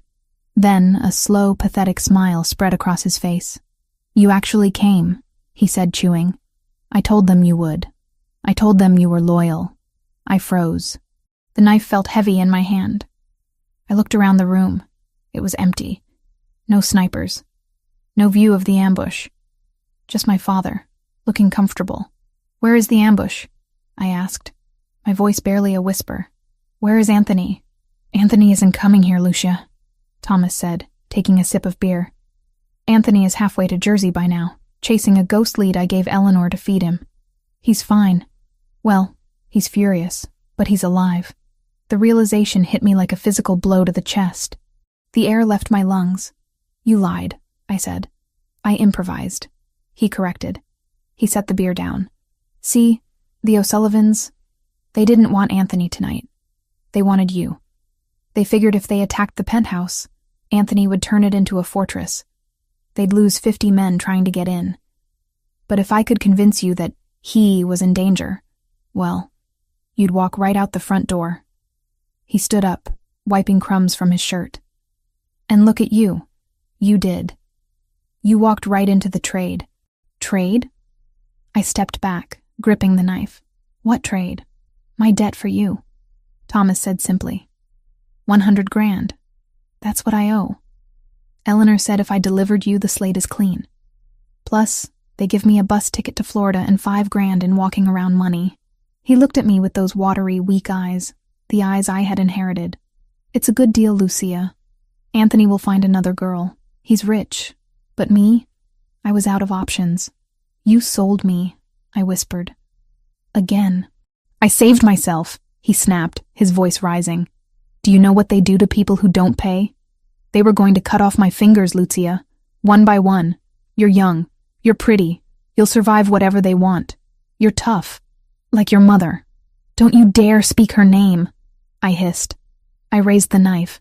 "You are sick. You are disease." "I'm a survivor," he yelled. "Just like you." "No." A deep voice came from the shadows behind me.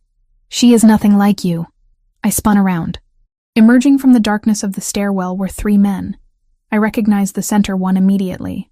Patrick O'Sullivan, the bulldog from the gala.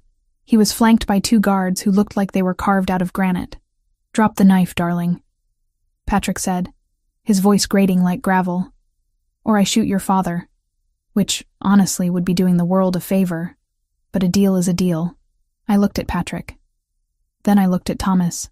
My father was shrinking back, looking terrified now that the reality of the O'Sullivans was in the room. "Lucia, put it down," Thomas pleaded. "Don't make them mad." I looked at the knife. It was useless against 3 armed men. I wasn't going to win a firefight. Not here, not alone. I dropped the knife. It clattered loudly on the metal floor. "Smart girl," Patrick grinned. He signaled his men. One of them moved forward, grabbing my arms and twisting them behind my back. He slapped a pair of zip ties onto my wrists.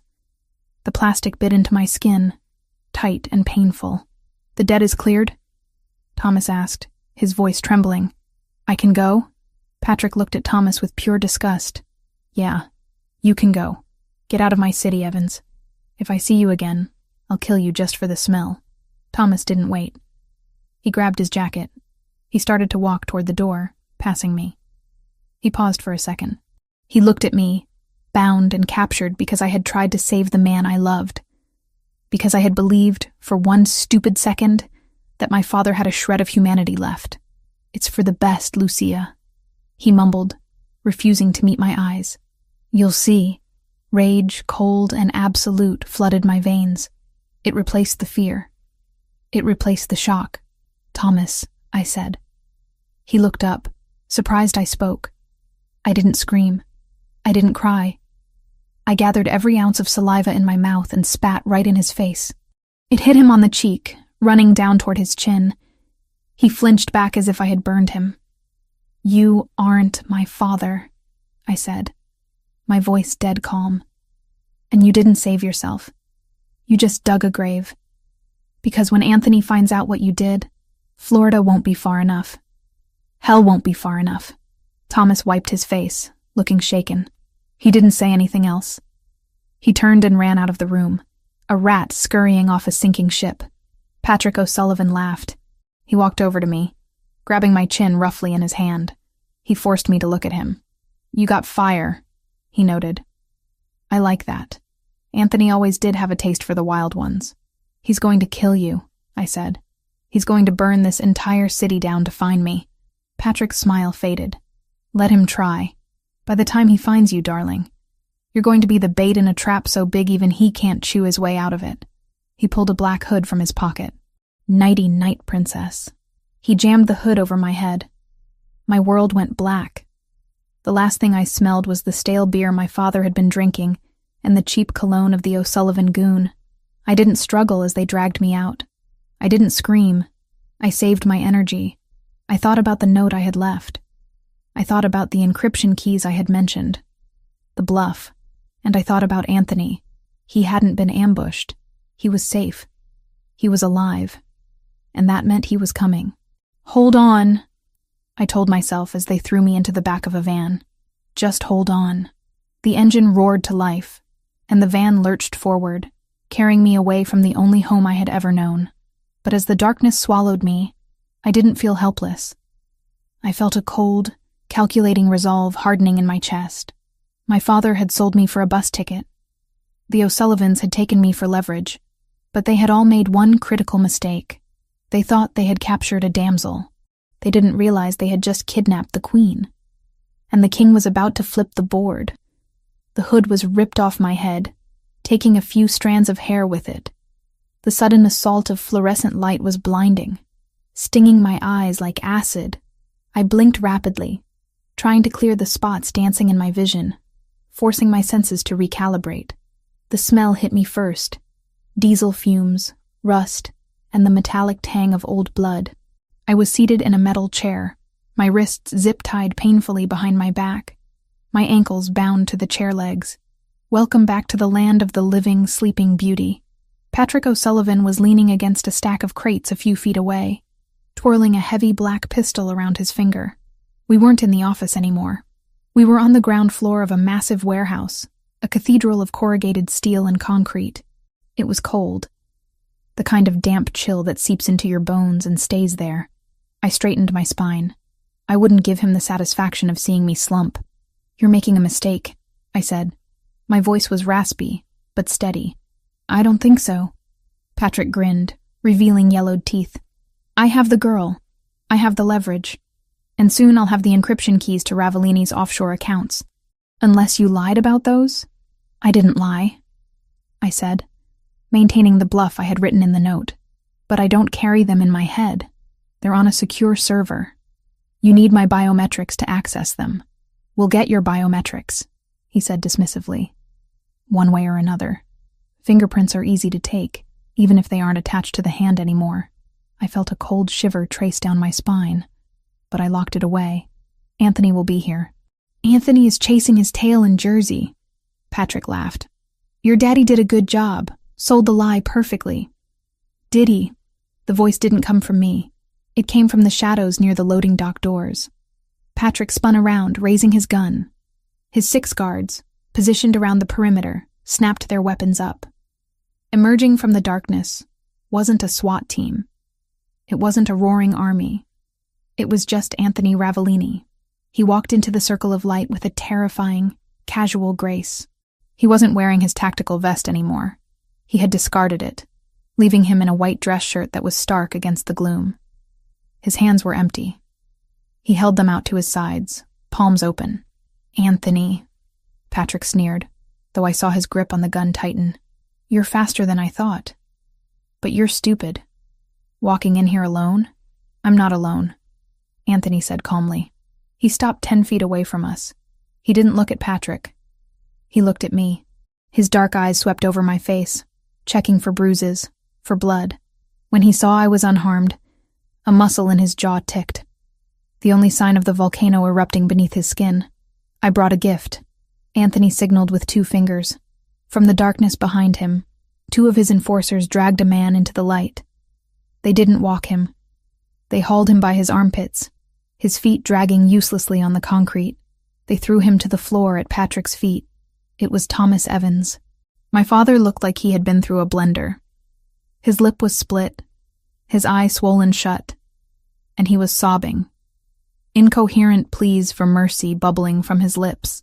He was clutching a duffel bag, the bag containing the money and bus ticket Patrick had promised him. He was trying to catch a cab on 4th Avenue, Anthony said, his voice devoid of emotion. He seemed in a rush. I thought he should stay for the party. Patrick looked down at Thomas, then back at Anthony. You caught him. Congratulations. He's garbage anyway. I was done with him. He sold you something that didn't belong to him, Anthony said. He took a step forward. The O'Sullivan guards tensed, fingers twitching on triggers. He sold you my wife. The word hung in the air, heavy and absolute, detonating somewhere deep in my chest. Wife. Not collateral, not asset, not debt. Maybe a weaponized word in front of these men, but it wrapped itself around my throat all the same. Patrick laughed. A harsh barking sound. Wife? She's payment, Anthony. She's a debt settlement. Don't try to romanticize it. You bought a whore, and I stole her. She's not payment, Anthony said. His voice dropped, becoming a low rumble that vibrated through the floor. She is the only thing in this city worth more than my empire, and you made the mistake of touching her. I have 6 guns on you, Patrick snarled, losing his patience. And I have a gun on her head. He moved fast, pressing the barrel of his pistol against my temple. The metal was cold. I stopped breathing. One move, Anthony, and I paint the wall with her brains. Drop to your knees. Anthony didn't move. He didn't drop. He stared at Patrick with a look of supreme boredom. You won't shoot her, Anthony said, because if you do, you lose the encryption keys. You lose the leverage. And my sniper, who is currently aiming at your medulla oblongata from the catwalk, will turn your head into a canoe. Patrick froze. His eyes darted up to the dark rafters. You're bluffing, Patrick whispered. Am I? Anthony tilted his head. Lucia, tell him. Do I bluff? I looked at Anthony. I saw the slight shift in his stance, the way his weight was balanced on the balls of his feet. He was coiled energy, waiting for a trigger. He doesn't bluff, I said clearly. He calculates. Drop the gun, Patrick, Anthony commanded. And I might let you leave here with your life. I'll keep the warehouse, of course. Consider it a penalty for the inconvenience. Patrick's face twisted in rage. He was trapped. He knew it. If he shot me, he died. If he surrendered, he lost face. He was a cornered rat, and rats bite. Screw you, Patrick screamed. Kill him. Kill them all. He didn't shoot me. He swung the gun toward Anthony. Time seemed to fracture. In the split second before Patrick pulled the trigger, Anthony moved. He didn't dive for cover. He dove forward. At the same time, I threw my weight violently to the right. The chair tipped over, crashing onto the concrete just as a bullet whizzed through the space where my head had been a second ago. Chaos erupted. The sound of gunfire was deafening in the enclosed space. Crack, crack, crack. I hit the floor hard, my shoulder taking the brunt of the impact. I couldn't see much from my angle, just flashes of muzzle fire and boots scrambling. Secure the girl! I heard Anthony roar. I struggled against the zip ties, twisting my wrists until the skin broke. The plastic bit deep, but the adrenaline numbed the pain. A pair of boots landed next to my face. It was one of the O'Sullivan guards. He reached down, grabbing my arm to haul me up, using me as a human shield. Get up, bitch! I didn't get up. I coiled my legs and kicked out with everything I had. The heel of my heavy boot connected solidly with his kneecap. There was a sickening crunch. The guard screamed, his leg buckling backward. He fell, dropping his gun. The gun slid across the concrete, stopping inches from my face. I couldn't use my hands, but I wasn't helpless. I rolled onto my back, maneuvering my bound hands under my hips, then my legs, pulling my body through the circle of my arms like a contortionist, until my hands were in front of me.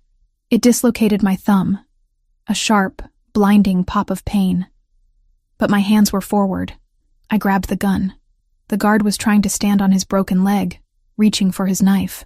I didn't hesitate. I pointed the gun and squeezed the trigger. The recoil jarred my injured thumb, but the guard dropped, a hole in his shoulder. I scrambled to my knees, scanning the room. Anthony was a blur of violence. He had disarmed Patrick and was engaged in hand-to-hand combat with 2 other guards. He moved with a brutal efficiency, using their own momentum against them. He broke an arm, shattered a jaw, and used one man as a shield against the other. But there were too many of them. Another guard appeared on the catwalk, aiming a rifle down at Anthony's exposed back. "Anthony! Above you!" I screamed. Anthony didn't look up. He rolled, grabbing a discarded pistol from the floor and firing blindly over his shoulder. The guard on the catwalk tumbled over the railing, crashing into a stack of pallets. But in the distraction, Patrick had recovered his weapon. He was on the ground, blood streaming from his nose, aiming at me. "You die first," Patrick yelled. I tried to bring my gun up, but my dislocated thumb made my grip weak. I wasn't going to be fast enough. A shadow moved in front of me. Anthony.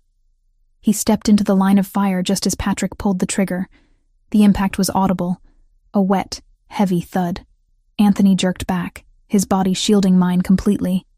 "No!" I screamed. Anthony didn't fall. He didn't even stumble. He raised his own gun, his face a mask of cold fury, and fired once. Patrick O'Sullivan's head snapped back. He collapsed instantly, the threat extinguished. Silence slammed back into the room, ringing in my ears louder than the gunshots. Anthony stood there for a second, swaying slightly. A dark stain was spreading rapidly across the white shirt, just below his left shoulder. "Anthony!" I gasped, scrambling to my feet. I dropped the gun and reached for him. He turned to me. His face was pale, beads of sweat standing out on his forehead. But his eyes were clear. He looked at me, scanning for injuries again. "Are you hurt?" he asked. His voice was rough, strained. "Am I hurt?" I choked out a hysterical laugh. "You've been shot. Through and through." He dismissed, though he flinched when he moved his arm. "Missed the bone. I've had worse shaving." He looked around the room. The O'Sullivan guards were either dead or incapacitated. His own men were securing the perimeter, moving with professional silence. Then, Anthony's gaze landed on the far corner. Thomas Evans was huddled behind a crate, clutching his bag of money, shaking like a leaf. He had watched the whole thing, cowering while his daughter fought for her life. Anthony walked over to him. He moved slower now, the adrenaline fading, pain setting in. I followed him, my hand still bound in front of me with the zip ties. Thomas looked up. "Mr. Ravellini, I didn't know they would..." Anthony kicked the bag of money out of Thomas's hands. It slid across the floor, spilling bundles of cash into a puddle of oil. "Get up," Anthony ordered. Thomas scrambled to his feet, pressing his back against the wall. "Please, I helped you. I led you here." "You led her here," Anthony corrected. He grabbed Thomas by the collar of his cheap jacket and slammed him against the corrugated steel wall. The sound boomed through the warehouse. "You used her loyalty against her. You traded her life for a bus ticket." "I'm her father," Thomas wailed. "You are a donor," Anthony spat. "A biological accident." Anthony pulled a knife from his belt. Thomas shrieked, closing his eyes, but Anthony didn't stab him. He reached out and slashed the zip ties on my wrists. My hands fell free, throbbing. "Lucia," Anthony said, not looking away from my father. "This is your debt to clear. Tell me what to do." I looked at Thomas. I looked at the man who had raised me, who had gambled away my childhood, and who had finally tried to sell my future. I looked at the fear in his eyes. It wasn't fear of losing me. It was fear of pain. I felt nothing. The anger had burned out, leaving only cold ash. "Don't kill him," I said quietly. Thomas let out a sob of relief. "Oh, thank God. Thank you, Lucia. I knew you loved me. I knew... I'm not doing it for you." I cut him off. I stepped closer, cradling my injured hand. "I'm doing it for him." I nodded at Anthony. "I don't want your blood on his conscience. You aren't worth the stain on his soul." I looked at Anthony. "Exile him." Anthony nodded slowly. "Where?" "Nowhere nice," I said. "Alaska. Or maybe a rig in the North Sea. Somewhere cold, Somewhere hard, somewhere without a casino. Anthony leaned in close to Thomas. You heard her. You have 1 hour to leave the state. My men will escort you to the airport. You get a one-way ticket to Nome. If you ever set foot in New York again, if you ever call her, if you ever speak her name. Anthony pressed the knife blade against Thomas's cheek, drawing a single drop of blood. I will peel you apart slowly. He let go. Thomas slid down the wall, weeping. He didn't look at me. He looked at the spilled money on the floor, mourning the loss of his payout. Get him out of my sight, Anthony ordered his men. 2 guards grabbed Thomas and dragged him away. He didn't fight. He just hung limp, a broken man who had finally run out of luck. I watched him go. I didn't feel sad. I felt lighter. The anchor was finally cut. Lucia. I turned. Anthony was leaning heavily against a crate now, his hand pressed over the wound on his shoulder. Blood was seeping between his fingers, dark and alarming. We need to get you to a doctor, I said, panic rising again. The car, he grunted. Medical kit. In the back. I grabbed his good arm, wrapping it around my shoulders to support him. He was heavy, dead weight, but I found strength I didn't know I had. We walked out of the warehouse, leaving the carnage behind us. The night air outside was crisp and clean. The rain had stopped. The black SUV was waiting, engine idling. I helped him into the back seat and climbed in after him. Drive, I yelled at the driver. Fast. The car peeled out of the lot. I immediately went for the medical kit under the seat. I popped the latches and pulled out gauze and pressure bandages. This is going to hurt, I warned him, my hands shaking as I cut open his shirt. The wound was ugly, a ragged hole in the muscle, but the bleeding was steady, not spurting. No artery. Do it, Anthony gritted out through clenched teeth. I pressed the gauze pad onto the wound. He groaned, his head falling back against the leather seat, his eyes squeezing shut. I applied pressure, leaning my weight onto his shoulder. I'm sorry, I whispered, tears finally stinging my eyes. I'm so sorry. I shouldn't have come. I walked right into it. Anthony opened his eyes. They were hazy with pain, but they locked onto mine with that familiar intensity. He reached up with his bloody hand and cupped the back of my neck, pulling me down until our foreheads touched. You came, he rasped. You came for me. I thought you were in trouble. You were wrong, he said. A ghost of a smile touched his lips. But you were brave, stupid, reckless, but brave. I kicked a guy, I sniffled, a laugh bubbling up through the tears. I saw, he murmured. Excellent form. He shifted his grip, his fingers tangling in my hair. The smell of copper and gunpowder filled the small space between us. You took a bullet for me, I said. I told you, he whispered, his gaze dropping to my mouth. I protect what is mine. Is that what I am? I asked. Yours? Lucia, he breathed. You have been mine since the moment you looked me in the eye in that living room and didn't blink. I just needed you to realize it. He didn't wait for an answer. He pulled my head down and crushed his lips against mine. It wasn't a gentle kiss. It was desperate. It tasted of blood and fear and survival. It was the kiss of 2 people who had looked death in the face and spat in its eye. I kissed him back with everything I had, pouring all my relief, all my anger, all my love into it. My hands were covered in his blood. His hand was tangling in my hair. The pain in my thumb, the ache in my shoulder. It all faded into the background. All that mattered was the heat of his mouth and the beat of his heart against my chest. When we finally broke apart, gasping for air, he didn't let me go. He kept his forehead pressed to mine. You're not leaving, he stated. It wasn't a question. No, I whispered. I'm not leaving. Good. He closed his eyes, his breathing evening out as the adrenaline crash hit him. Because I'm not letting you go. Not after tonight. Not ever. I looked down at his sleeping face, at the harsh lines softened by exhaustion. I pressed the bandage tighter against his shoulder. We were bloodied. We were battered. My father was gone, exiled to the ice. The O'Sullivans were broken. The war was over. But looking at Anthony Ravellini, I knew the reign was just beginning. And this time, I wasn't just a spectator. I was sitting on the throne right beside him. "Drive," I whispered to the driver, my voice steel. "Take us home." The elevator doors slid open, revealing the penthouse not as a fortress, but as a sanctuary. The silence that greeted us was profound, a stark contrast to the cacophony of gunfire and screaming metal we had left behind at the warehouse.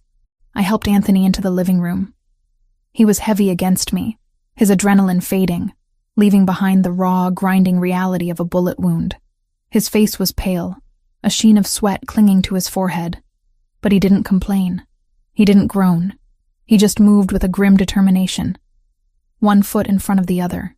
"The sofa," I commanded, guiding him toward the long leather couch. "I need the light." He sat down heavily, his good hand immediately going to his shoulder. The makeshift bandage I had applied in the car was soaked through, dark crimson staining the white linen of his shirt. "I need whiskey," he rasped, leaning his head back. "And the medical kit is in the bathroom cabinet. Bottom shelf. I know where it is." I ran to the bathroom. My hands were shaking, but I forced them to steady. I washed the blood, his blood, the guard's blood, off my skin with scalding water. I grabbed the kit, a bottle of antiseptic, and clean towels. When I returned to the living room, Anthony had already poured himself a glass of amber liquid from the decanter on the side table. He downed it in one swallow, the muscles of his throat working. "Take off the shirt," I said, setting the supplies on the coffee table. He fumbled with the buttons, his fingers clumsy from pain. I batted his hands away gently. "Let me." I knelt between his legs. I unbuttoned the ruined shirt, peeling the fabric away from his skin. The wound was ugly, a jagged tear where the bullet had passed through the deltoid muscle. It was bleeding sluggishly now, but it was deep. "It needs stitches," I said, examining it with the same clinical eye I used to assess a damaged canvas. "The edges are too far apart for butterfly strips." "Do it," Anthony said. He watched me, his dark eyes unfocused but intense. "You have the hands for it. Steady. I restore paintings, Anthony. Canvas doesn't bleed. Flesh is just a different medium," he muttered, closing his eyes. I threaded the needle. I cleaned the wound with alcohol. He hissed through his teeth, his body seizing up for a second before forcibly relaxing. I worked quickly. I didn't apologize for the pain. Apologies wouldn't close the hole. I focused on the task, treating his skin with reverence. Stitch, pull, knot. Stitch, pull, knot. The silence in the room was intimate, broken only by the sound of his breathing and the soft click of the scissors. When I tied the final knot and taped a sterile bandage over the area, I sat back on my heels, exhausted. "It's done," I whispered. Anthony opened his eyes. He looked at the bandage, then at me. He reached out with his good arm, his hand cupping my cheek. His thumb brushed over my lower lip, tracing the shape of it. "You saved me tonight," he said. His voice was low, stripped of all the bravado, all the power dynamics. "Not in the warehouse. Here. Now. You saved me first," I replied, leaning into his touch. "You stepped in front of a bullet.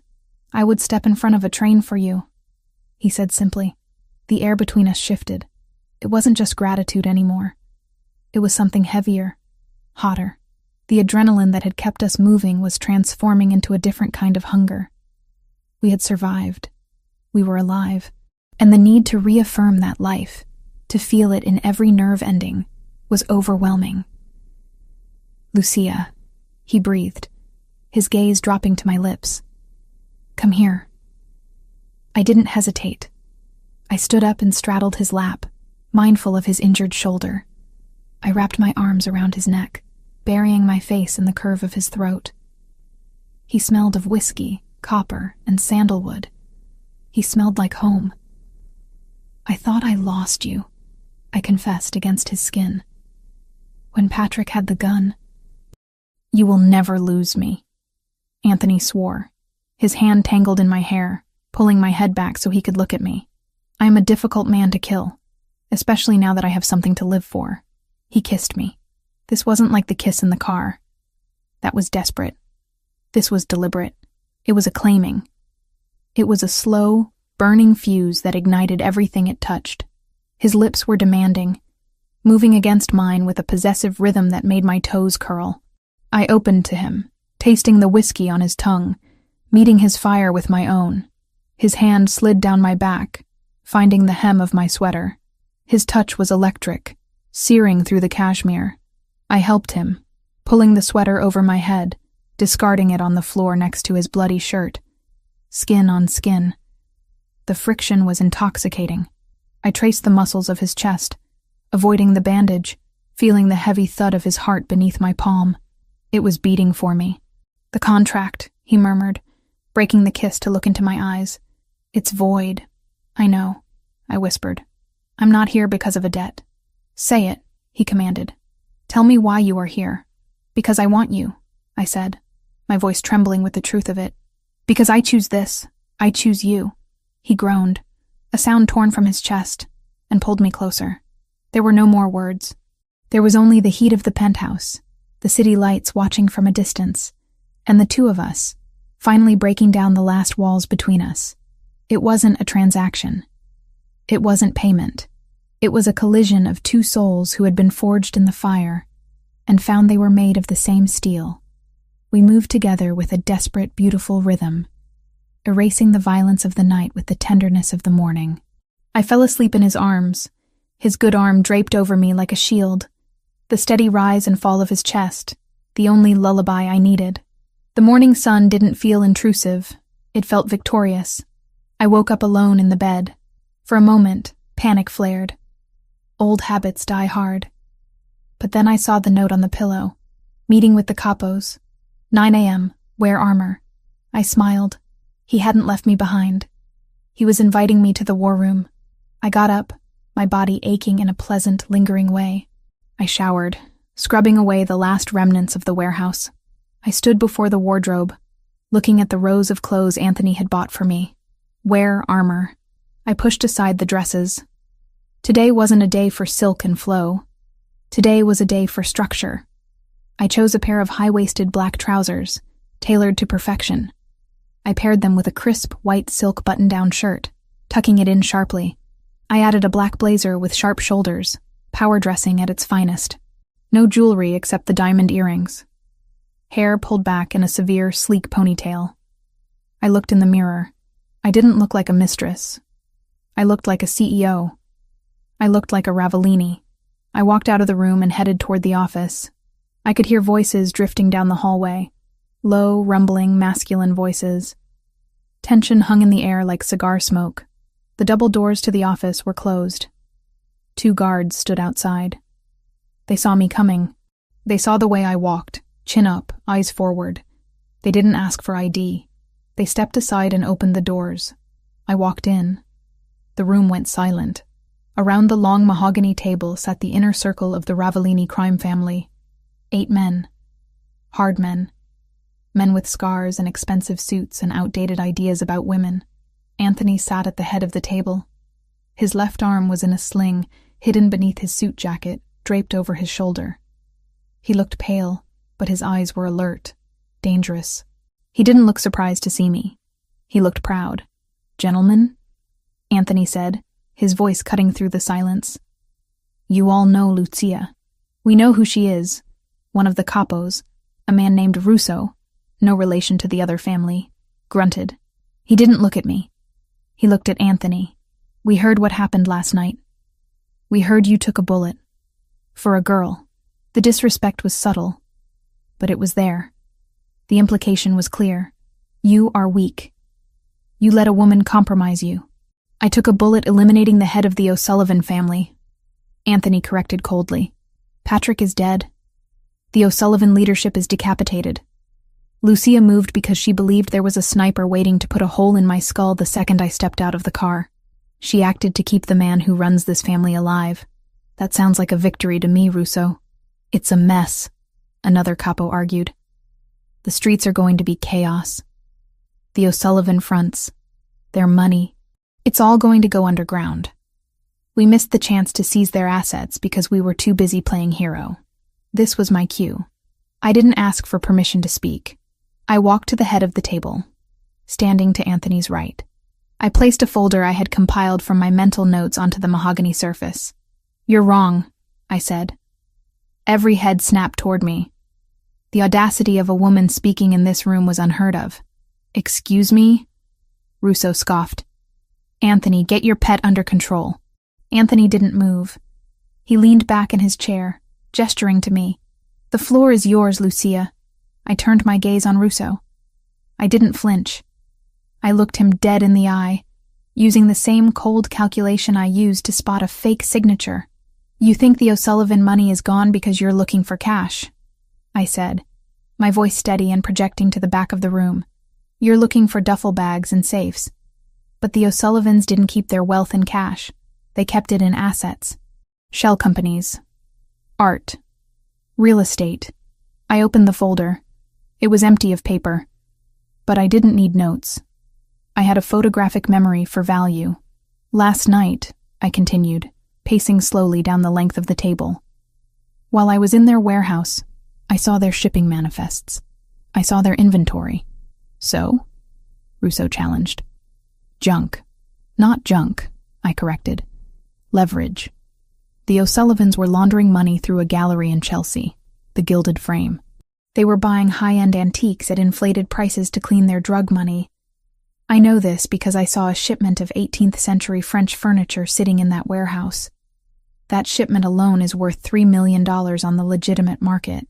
The room went quiet. 3 million got their attention.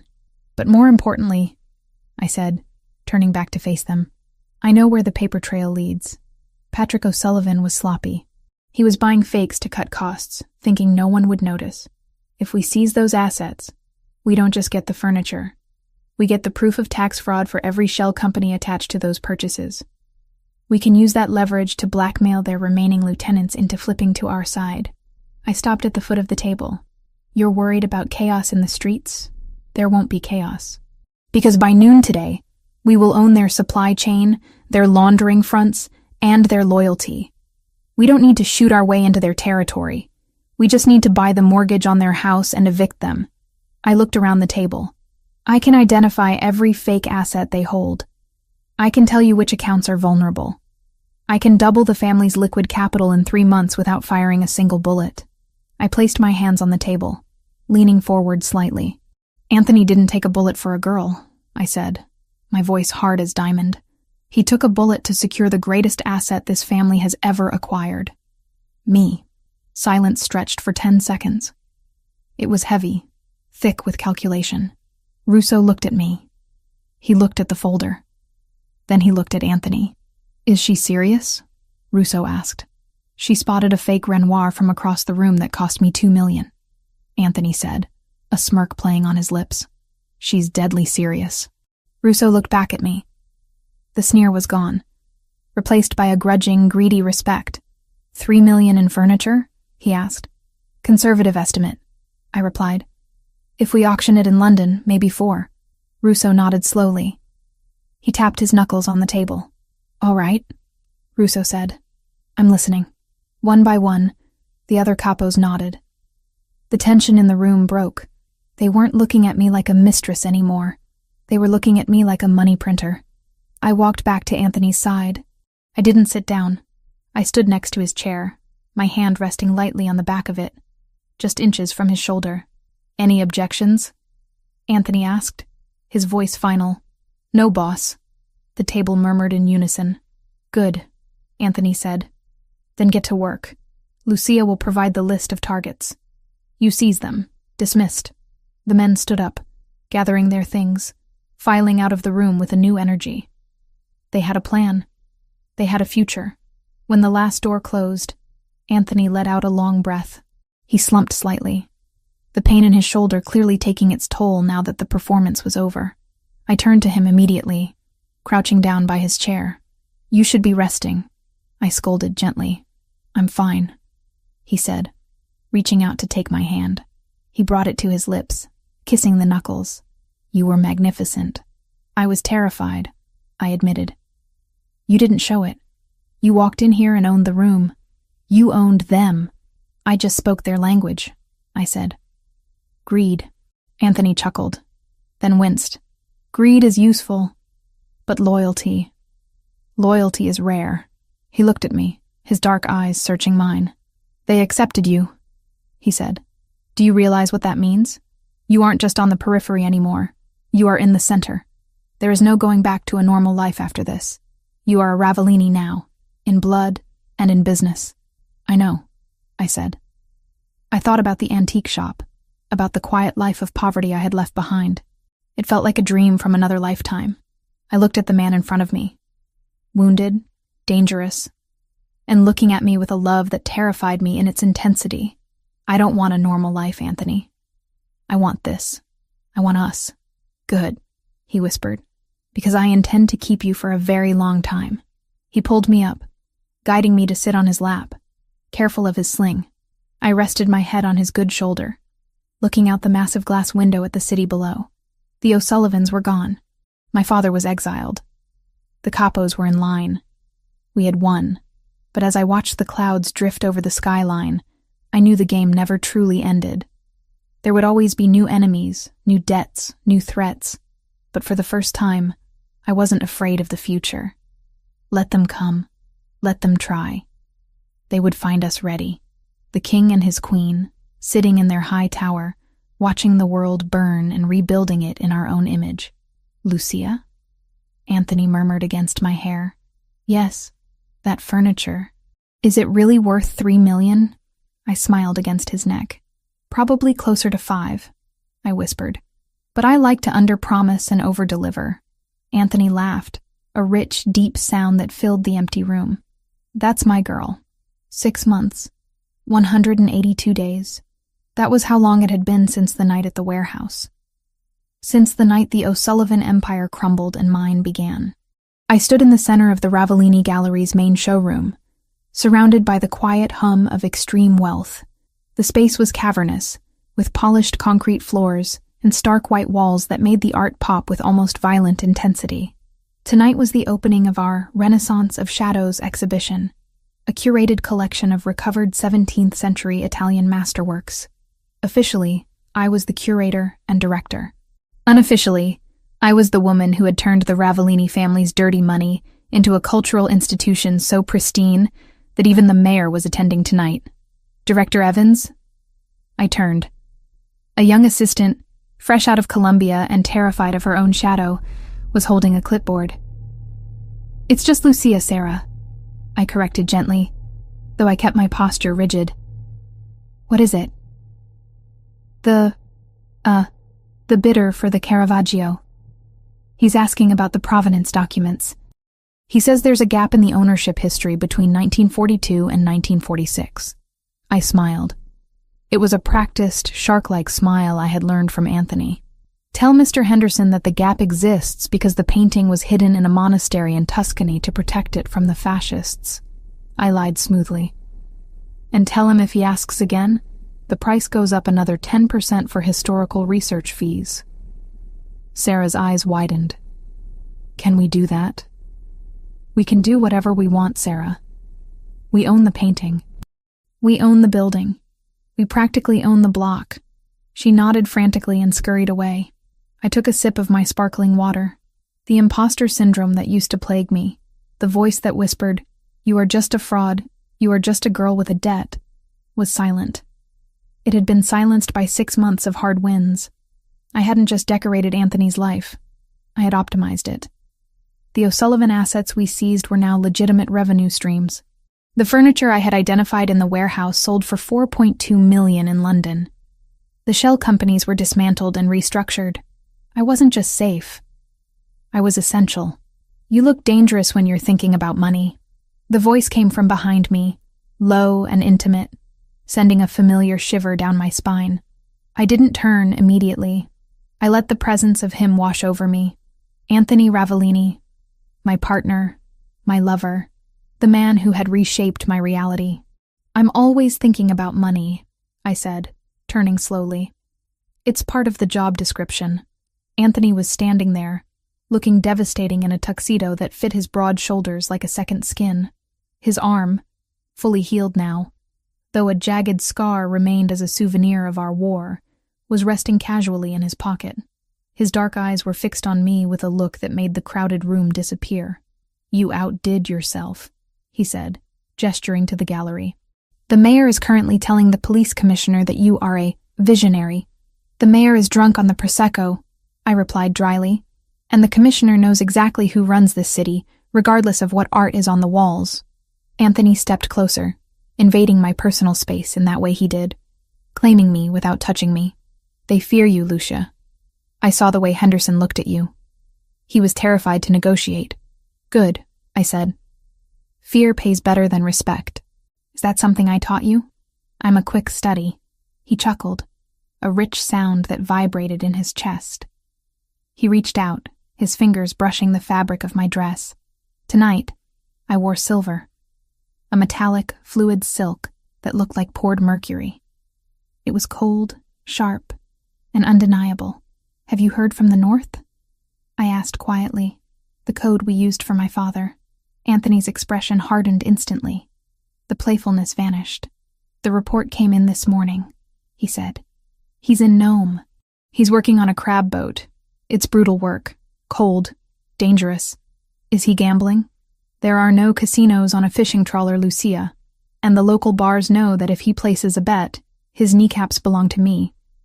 He is miserable, he is cold, but he is alive." I nodded, feeling a strange sense of closure. I didn't wish him death. I just wished him irrelevance. And in the frozen dark of Alaska, Thomas Evans was finally irrelevant. "Does it bother you?" Anthony asked, watching my face closely. "No," I said honestly. "It feels like a story I read a long time ago. He's a ghost. Good, because I don't want ghosts at our celebration." He checked his watch, the same Patek Philippe from the night he bought me. "Wrap it up," he ordered softly. "We're leaving." "The auction hasn't even started," I protested. "I have to close the Caravaggio. Sarah can close the Caravaggio. If she messes it up, we fire her." "But I need you." "Need me for what?" "For a private meeting," he said. "Penthouse. 20 minutes. He didn't wait for an argument. He turned and walked away, the crowd parting for him like the Red Sea. I watched him go, feeling that familiar pull in my chest. After 6 months, the intensity hadn't faded. If anything, it had crystallized into something harder, brighter. I found Sarah, gave her a terrifying pep talk about the Caravaggio, and followed him out. The ride to the penthouse was silent, but it wasn't the heavy silence of our first car ride together. It was a comfortable silence, filled with the warmth of his hand resting on my knee and the hum of the city we now ruled together. When we arrived, the apartment was dim, lit only by the city lights spilling through the floor-to-ceiling windows. The view was spectacular, a grid of gold and white stretching out to the horizon. Anthony walked to the bar and poured 2 glasses of red wine, a 96 Barolo, real this time. He handed me a glass and walked to the window, staring out at his kingdom. "Do you remember the night you arrived?" he asked, his back to me. "Vividly," I said, walking over to join him. "I remember the contract, the rules, the lock on my door, the lock you never used," he noted. "I didn't need to." He turned to face me. He took a sip of wine, his eyes serious. 5 years, he said. "That was the deal. 5 years of service in exchange for your father's debt." "I remember."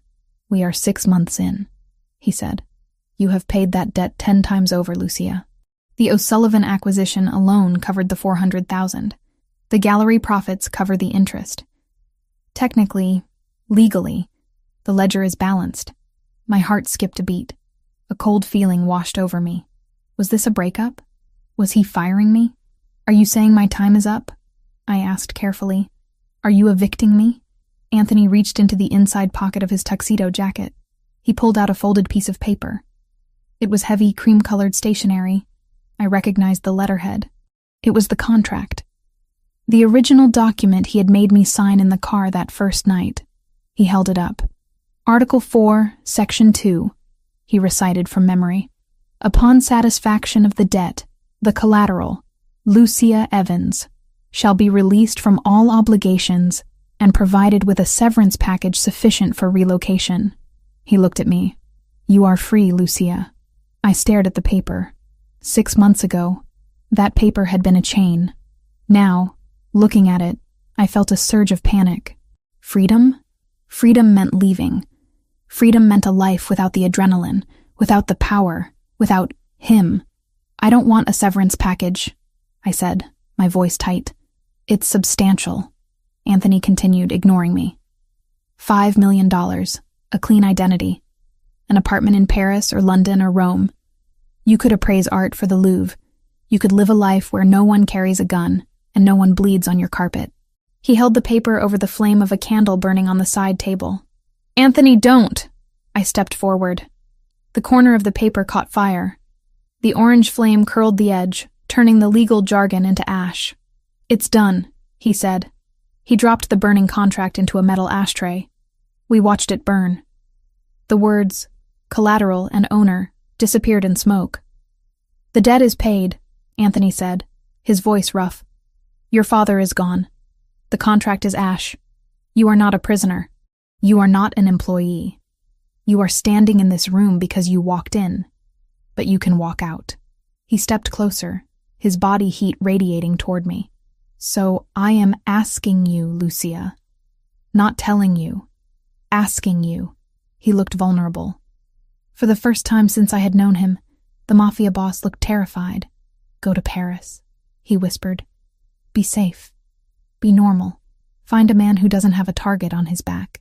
I looked at the ash in the tray. Then I looked at him. I set my wineglass down on the table with a sharp clink. You're an idiot, I said. Anthony blinked, startled. Excuse me? You're a brilliant strategist, a ruthless leader, and a terrible judge of character if you think I want Paris, I said, stepping into his space, poking him in the chest with my index finger. Normal? You think I want normal? I spent 23 years being normal, Anthony. I was poor, I was scared, and I was invisible. Normal is just a nice word for powerless. I grabbed the lapels of his tuxedo jacket. I don't want safe. I want the man who broke a capo's wrist because he insulted me. I want the man who took a bullet for me. I want the man who lets me run a multi-million-dollar empire because he knows I'm smarter than his entire board of directors. Lucia, shut up. I'm negotiating. I looked around the room. I grabbed a cocktail napkin from the bar. I pulled a pen from his inside pocket. I slammed the napkin onto the marble counter and wrote quickly. My handwriting was jagged, furious. Clause 1, partnership. Clause 2, exclusivity, business in bed. Clause 3, till death do us part. I turned around and slapped the napkin onto his chest. Here, I said. New terms. Anthony took the napkin. He read it. A slow, incredulous smile spread across his face, chasing away the shadow of fear. Clause 3 is legally binding in most states, he murmured. It usually requires a license. We own the mayor, I reminded him. We can get a license at 3 a.m. if we want. He looked up at me. The love in his eyes was so fierce it almost knocked the wind out of me. You really want this? He asked. This isn't a fairy tale, Lucia. It's blood and threats and looking over your shoulder for the rest of your life. I know, I said. But I also know that when I look over my shoulder, you'll be there. And when you look over yours, I'll be there. I took his hand, the one with the watch, the one that had guided me out of poverty and into power.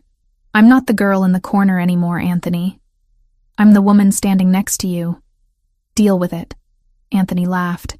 He tossed the napkin onto the table and pulled me into his arms, lifting me off the ground. Deal, he growled. He kissed me. It was a kiss of relief, of promise, of absolute finality. It sealed the new contract better than any notary could. So, he said, setting me down but keeping his arms locked around my waist. No Paris? Maybe for a weekend, I conceded. We can go buy some more fake art. I love you, he said. The words were simple, stark, and heavy. I love you, I replied.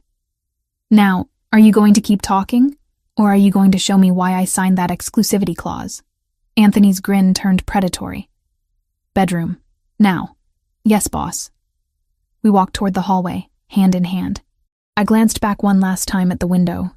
The city was still there, glowing and dangerous. Somewhere out there, new enemies were probably plotting. Somewhere, The ghost of my father was freezing. Somewhere the world was spinning on its axis of cruelty and chaos, but inside these walls,